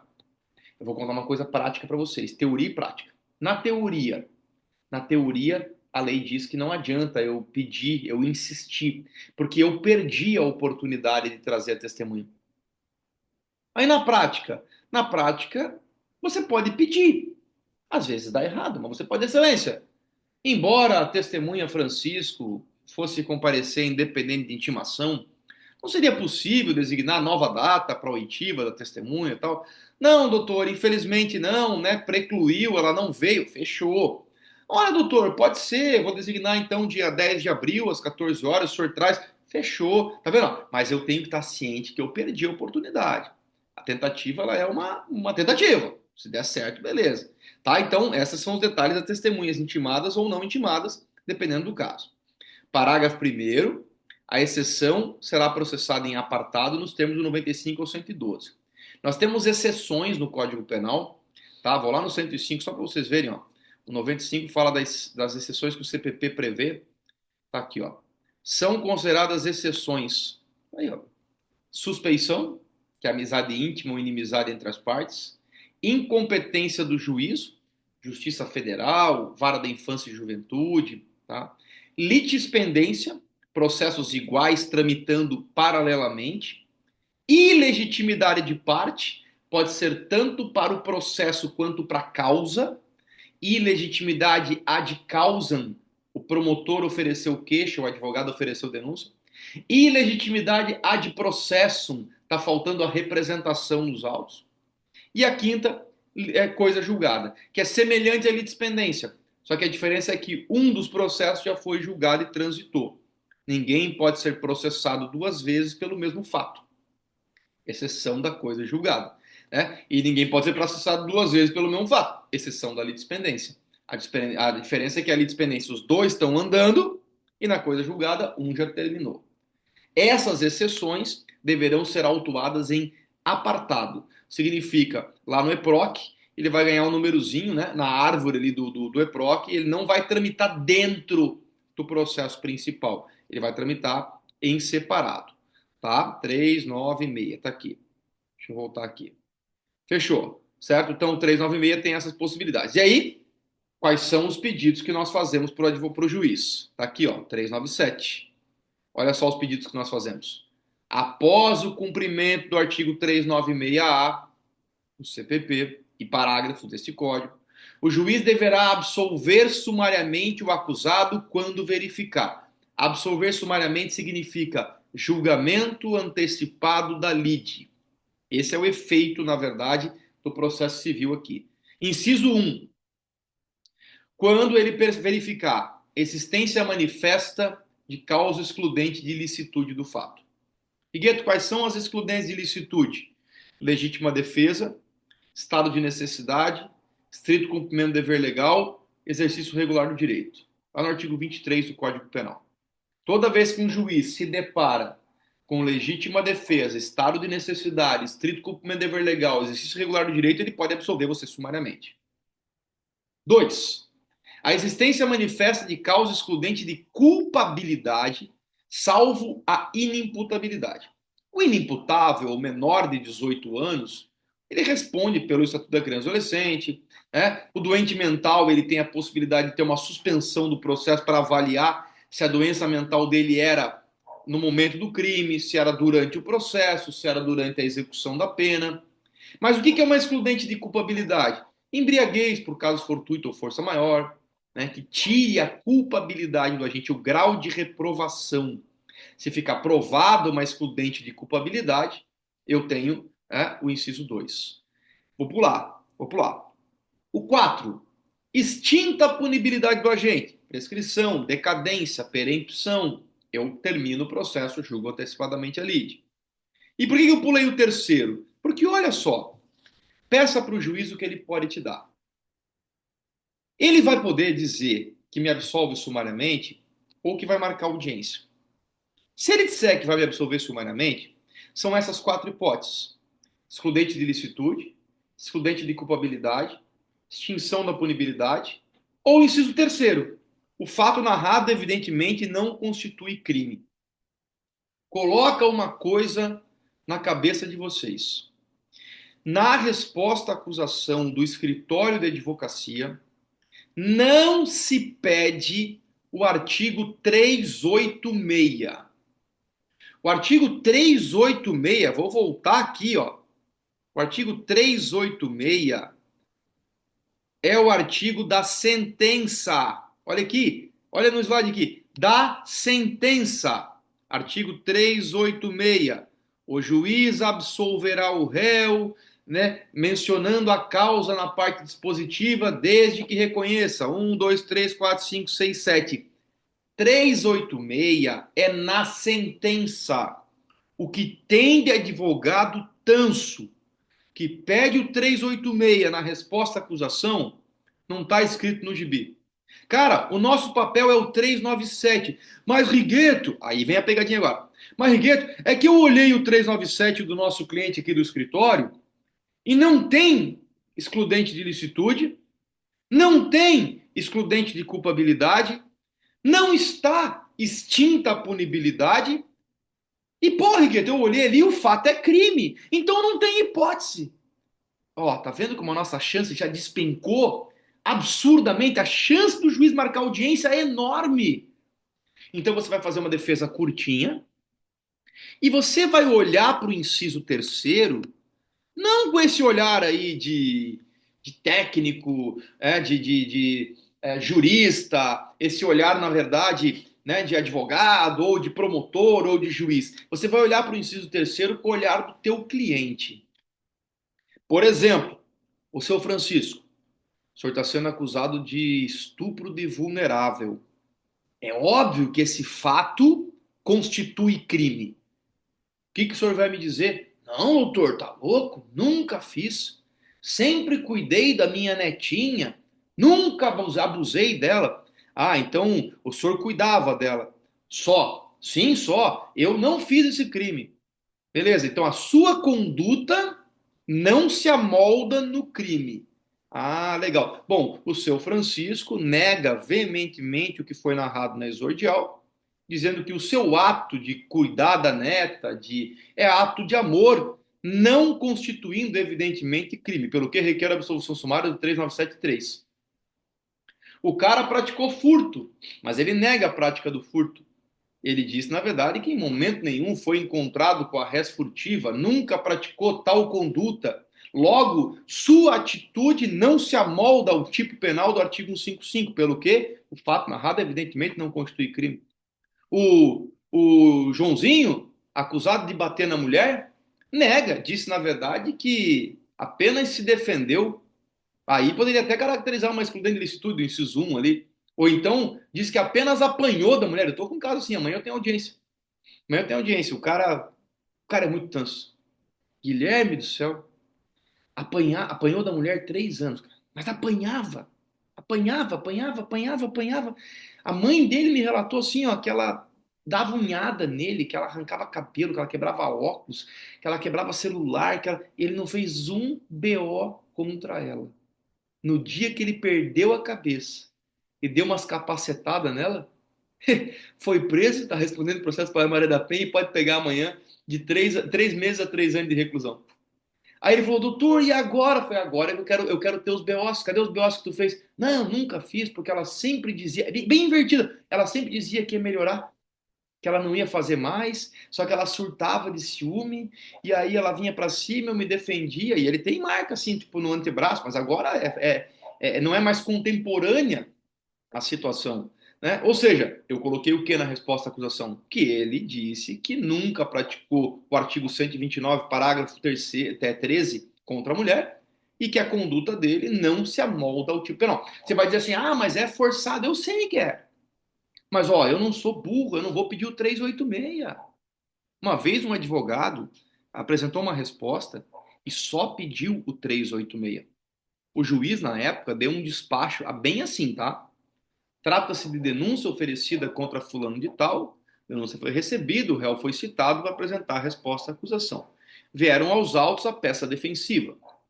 Pois bem, o artigo 386, sustentado na peça, deve ser arguido somente após a audiência de instrução e julgamento. Para tanto, eu sugiro a leitura dos livros tal, tal e tal. Cara, o juiz deu uma doutrinada na cabeça do advogado para o advogado ler. E aí ele falou assim, ó, de ofício, passo a analisar as hipóteses do 397. Em outras palavras, já que o tanso do advogado não pediu, eu vou fazer o trabalho dele. Aí ele foi ler o 397 e disse que não cabia. Eu fico puto quando eu apresento. Eu falei em sala de aula, acho que foi até a Isis na semana passada que brincou, não sei se foi a Isis que comentou na sala de aula, porque que da resposta, da peça ser mais objetiva, que às vezes não se lê a peça, porque o que acontece? Quantas vezes eu já apresentei a resposta à acusação certinha do 397 e vem despacho do juiz, despacho padrão, dizendo que não se amolda nenhuma hipótese do 397 e que as hipóteses do 386 devem ser avaliadas somente depois da instrução. E eu não pedi 386 nenhum, cara. Eu nunca falei do 386 porque não é cabível no escritório da advocacia. Então, olha só.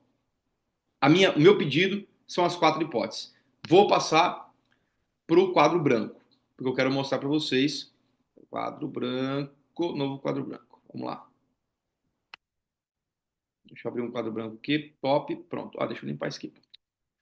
Eu faço aqui. Limpar aqui.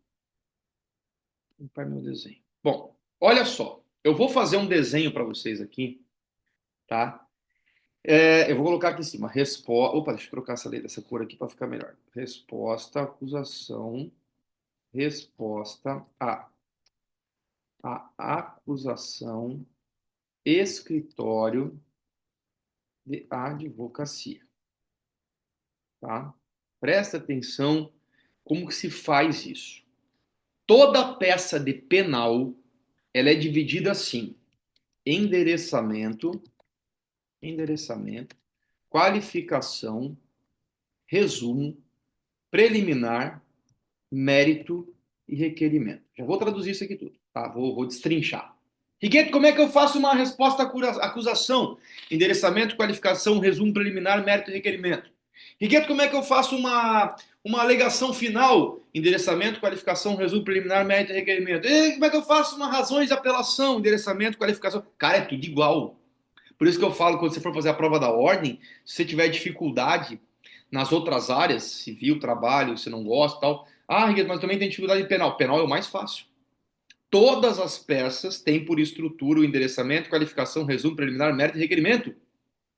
Pô, Ricardo, mas é sempre assim. Aí o que vai acontecer na prova da ordem? Tá? No escritório de advocacia, melhor dizendo, no escritório de advocacia. Meu endereçamento, certo? Então vai, né? A excelentíssimo senhor, doutor, juiz de direito da primeira vara criminal da comarca de Balneário Camboriú, Santa Catarina. Vou dar só um exemplo, tá? Geralmente, no escritório de advocacia, o que eu faço? Eu pulo nesse espaço aqui umas 10 linhas, eu vou colocar uma observação só aqui, ó, né? Que se dá claro, umas 10 linhas, certo? E eu parto para a parte da qualificação. Como é que eu faço a qualificação no escritório de advocacia? Então, eu vou colocar lá, João, tá? João, já devidamente qualificado, nos presentes, nos autos em epígrafe, né? Epígrafe, vem muito respeitosamente perante Vossa Excelência, através de seu procurador infrafirmado, apresentar sua resposta à acusação com fulcro no artigo 396-A do CPP, pelos fatos e fundamentos que passa a expor. Perceba o seguinte, eu tratei aqui do nome do cidadão, claro que não vai essa palavrinha na frente, né? Quando eu coloco qualificação, isso eu estou fazendo só para você pegar o link ali, mas seria, né? Excelente senhor doutor juiz de direito, João, já devidamente qualificado. Depois nós vamos ver na prova da ordem que existem apenas duas peças que eu preciso qualificar. É a queixa-crime e a revisão criminal. Todas as outras a gente coloca assim, já devidamente qualificado.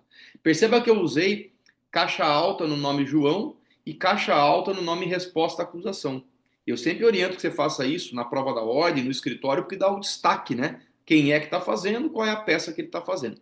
Outro ponto importante, perceba que o artigo, deixa eu até fazer uns grifos aqui. O artigo, na verdade, ó, né? Então, ó, João em caixa alta, resposta à acusação em caixa alta. O artigo que eu coloco aqui, ó, sempre é relacionado à peça que eu estou apresentando. Então, por exemplo, se eu fizesse uma alegação final, ia ser o artigo 403, parágrafo 3º. Se fosse um recurso sentido estrito, seria o artigo 581. Essa é assim que funciona. Beleza. Aí eu vou para o resumo preliminar, mérito e requerimento. Resumo preliminar, mérito e requerimento. O resumo, deixa eu ver se eu consigo fazer de novo aqui. O resumo, na verdade, aqui, ó, tá? Eu vou fazer o seguinte. Deixa eu só ver se eu consigo arrumar aqui agora. O bloco ele não me permite escrever depois. Não. Tá, vamos lá.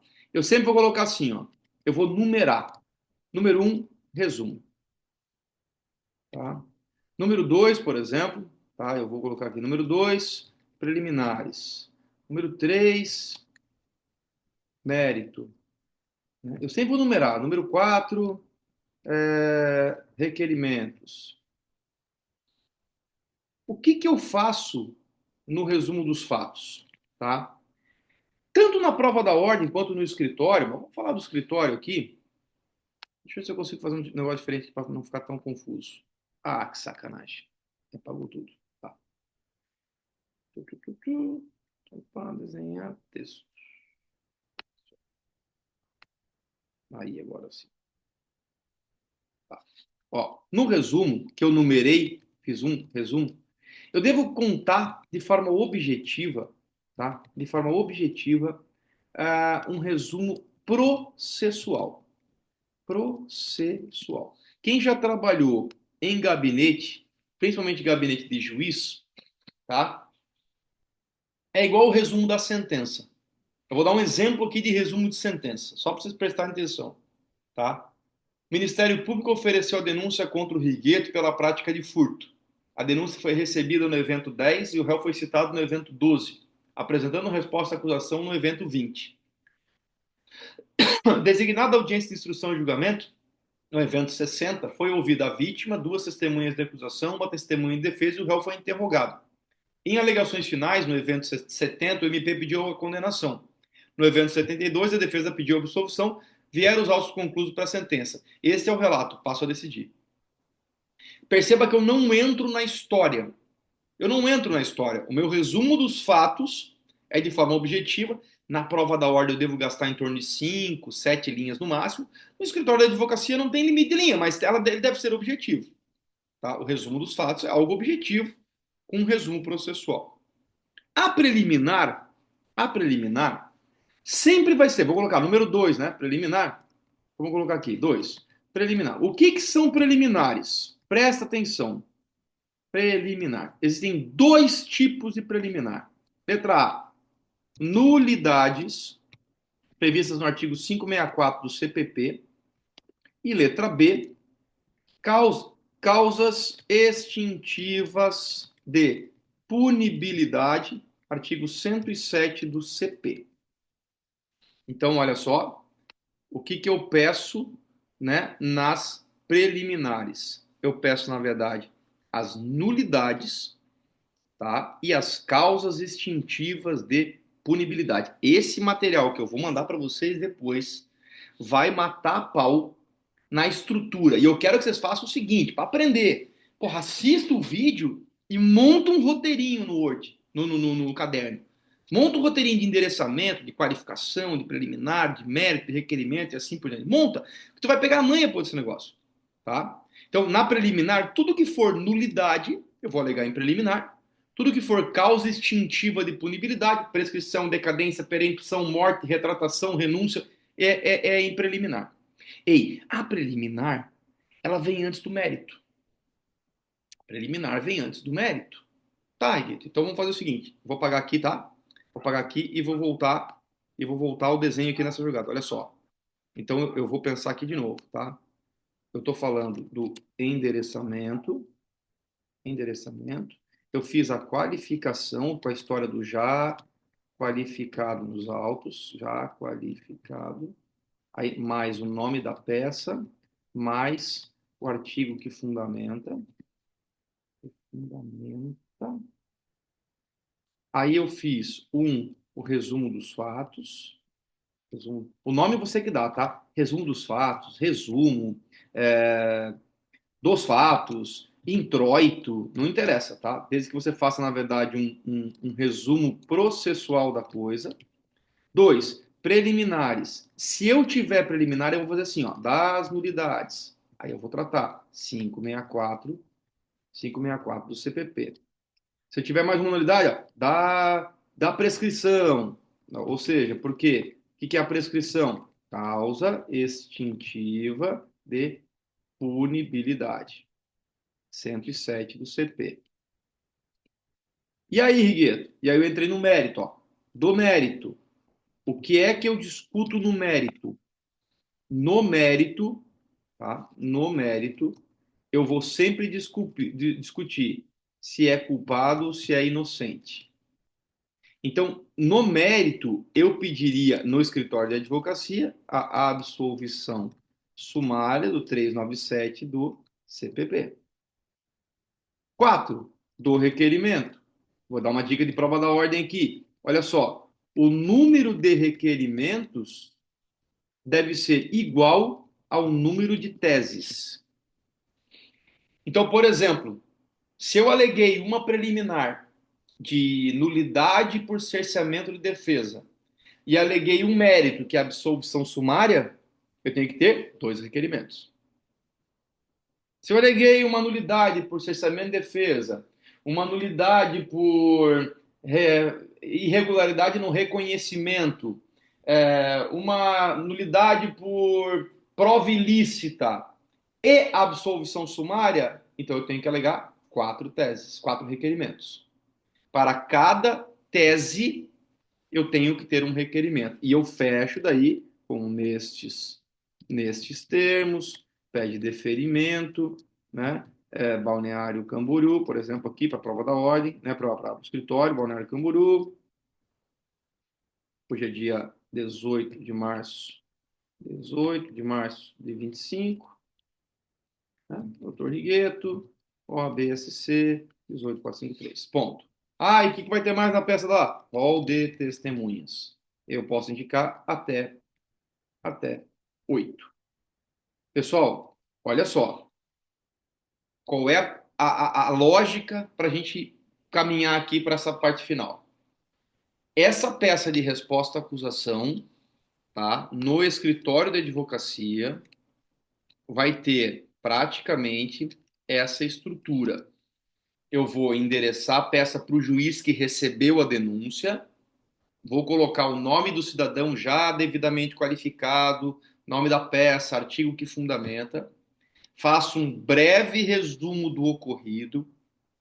Ei, o que eu estou colocando para vocês aqui não é uma coisa engessada, ela é um checklist. Você vai olhar para a tua peça e vai dizer: será que tem preliminar? Ah, não achei. Tá tudo certo. Será que nulidade? Será que tem preliminar de causa extintiva de punibilidade? Não achei. Tá tudo certo. Então não tem o número 2, ó. Então o teu número 2 virou o mérito. Olha como a peça é curta. Excelentíssimo senhor doutor juiz de direito da segunda vara criminal da comarca de Balneário Camboriú, Santa Catarina. João da Silva, já devidamente qualificado, vem respeitosamente perante Vossa Excelência, através de seu advogado, apresentar a resposta à acusação com base no artigo 396-A do CPP, pelos fatos e fundamentos que passo a seguir. Número 1, resumo dos fatos. Trata-se de denúncia oferecida contra João pela prática de lesão corporal no âmbito da violência doméstica. Tais fatos, a denúncia foi recebida, o réu foi citado para apresentar a competente peça defensiva. Tais fatos não condizem com a realidade, pelo que passo a fundamentar a seguir. Ponto. 2. Não tem o preliminar. 3. Seria o número 2, do mérito, da absolvição sumária. Relacionamento tóxico. Acusado que era a vítima da suposta vítima, ou acusado que era vítima de agressão. Conduta que não se coaduna com o artigo 129, parágrafo 13 do Código Penal. Absolvição sumária como medida que se impõe. Descreve o artigo 397, inciso 3, que o juiz absolverá desde logo o réu se o fato narrado evidentemente não constitui crime. Percebe-se que o réu, na verdade, não é o agressor, e sim a vítima das agressões. Haja vista que a suposta vítima, sua ex-companheira, é descompensada por A, por B ou por C. Pelo que requer que o réu seja absolvido sumariamente pelo 397.3.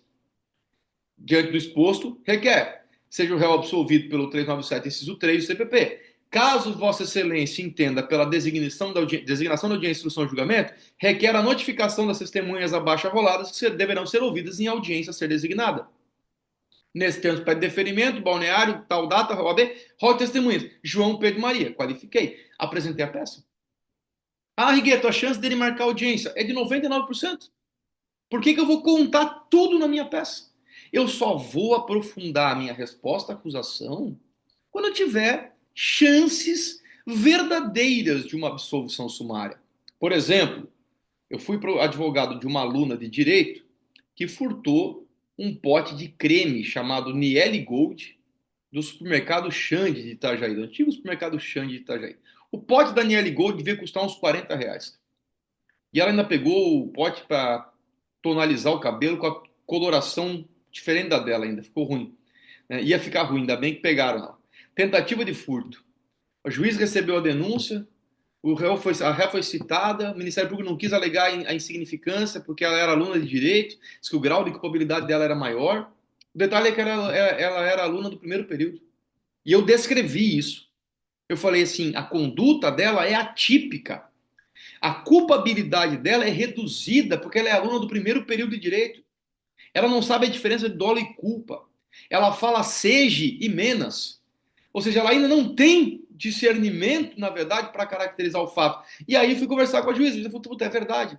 O custo de um processo desse, nessa circunstância, realmente eu entendo que a conduta se torna atípica. Por quê? Porque a insignificância torna a tipicidade da conduta. A tipicidade está no 3973, absolve sumariamente. Agora, para a semana que vem, você vai ver que eu vou trazer a audiência de instrução e julgamento, e quando eu trouxer a audiência de instrução e julgamento, e eu trouxer toda a estrutura da audiência de instrução e julgamento, e eu chegar nas alegações finais, eu vou falar das alegações finais, e eu vou voltar a falar da resposta à acusação para o exame da ordem, porque o exame da ordem é uma aberração. No que se refere à resposta à acusação. O exame da ordem quer que você faça uma resposta à acusação semelhante a uma alegação final, completamente descabida, com artigos completamente descabidos. Fazer o quê? Então eu tenho que ensinar este, que é o escritório da advocacia, que é a prática forense, e aquele que você vai utilizar na prova da ordem, caso, obviamente, você venha fazer a matéria de penal. Tá? Então, voltando à fita aqui. Deixa eu fechar esse aqui e voltar para o meu slide para a gente caminhar para a reta final aqui. Ó, então, automaticamente, tá? Automaticamente, eu vou voltar ao slide lá no início, tá? Eu saí da fase policial, seja com portaria ou APF, fechou o relatório, encerrou o procedimento administrativo, foi para o fórum, soltou preso por causa da custódia, foi ao MP, o MP ofereceu a denúncia, requereu diligência, requereu o arquivamento, ou procedeu ao arquivamento com a decisão final do juiz, ofereceu a denúncia. O sonho do promotor era que a denúncia fosse recebida. Se for rejeitada, cabe recurso em sentido estrito. Artigo 581, inciso 1 do CPP. Se for recebida, tecnicamente não cabe recurso. Anota aí. Toda vez que não couber recurso, caberá habeas corpus. Toda vez que não couber recurso, caberá habeas corpus. Então, no caso do recebimento da denúncia, não cabe recurso, cabe habeas corpus. Recebeu, mandou citar. Pessoal, por hora certa ou por edital. Se for por edital, suspende, mas se for pessoal por hora certa, abriu o prazo para a resposta à acusação. Na resposta à acusação, eu farei as exceções em apartado. Posso arrolar até 8 testemunhas. Meu sonho de consumo é pedir para o juiz o que ele pode me dar. E o que ele pode me dar nesse primeiro momento de bom é a absolvição sumária. Manifesta excludente de ilicitude, manifesta excludente de culpabilidade, o fato é atípico ou está extinta a punibilidade do agente. Caso o juiz entenda que não se encaixa em nenhuma delas, ele vai designar a audiência de instrução e julgamento. Vou passar rapidamente porque eu vou voltar aqui na semana que vem. Da audiência de instrução e julgamento, olha só, que vai acontecer em até 60 dias, eu vou ouvir a vítima, as testemunhas da acusação, as testemunhas de defesa, peritos acariações de reconhecimento, vou interrogar o réu, vou realizar diligências e vou para as alegações finais, onde eu vou reestruturar no quadro o desenho da peça para vocês. Daqui, o juiz vai dar a sentença. Da sentença caberá recurso e do recurso iniciará a execução penal. Então eu vou voltar na semana que vem exatamente aqui. Eu vou parar aqui o slide. Na semana que vem eu volto com a designação da audiência. Por quê? Porque eu vou ter até 60 dias para designar a audiência. Nós vamos ter que dar uma olhada no artigo 399 e no artigo 400, tá? Que são os dois artigos principais aí quando eu falo da figura da audiência de instrução. Eu vou falar para vocês da audiência de instrução no que se refere ao chamado sistema de inquirição, que é o cross-examination, e não, na verdade, o sistema presidencialista que existia antigamente. Vamos pincelar toda a estrutura da audiência. Quando eu falo de ofendido, testemunha de acusação, testemunha de defesa, é ofendido, testemunha de acusação, testemunha de defesa, nesta ordem. Nós não podemos deixar ocorrer, obviamente, outro procedimento, outra ordem, dependendo do caso. E assim nós vamos construindo toda a parte do rito comum ordinário. Certo? Eu vou até aqui, nesse momento, aqui com essa audiência, até porque eu preciso fazer a chamada com vocês para quem não respondeu. Tá? Vou deixar essa aula gravada. Amanhã eu devo estar disponibilizando ela no YouTube. Eu mando o link no grupo para vocês. Tá? Até porque como a gente não fez intervalo também, então a gente toca mais ou menos até aqui. Deixa eu só fazer o seguinte, deixa eu interromper aqui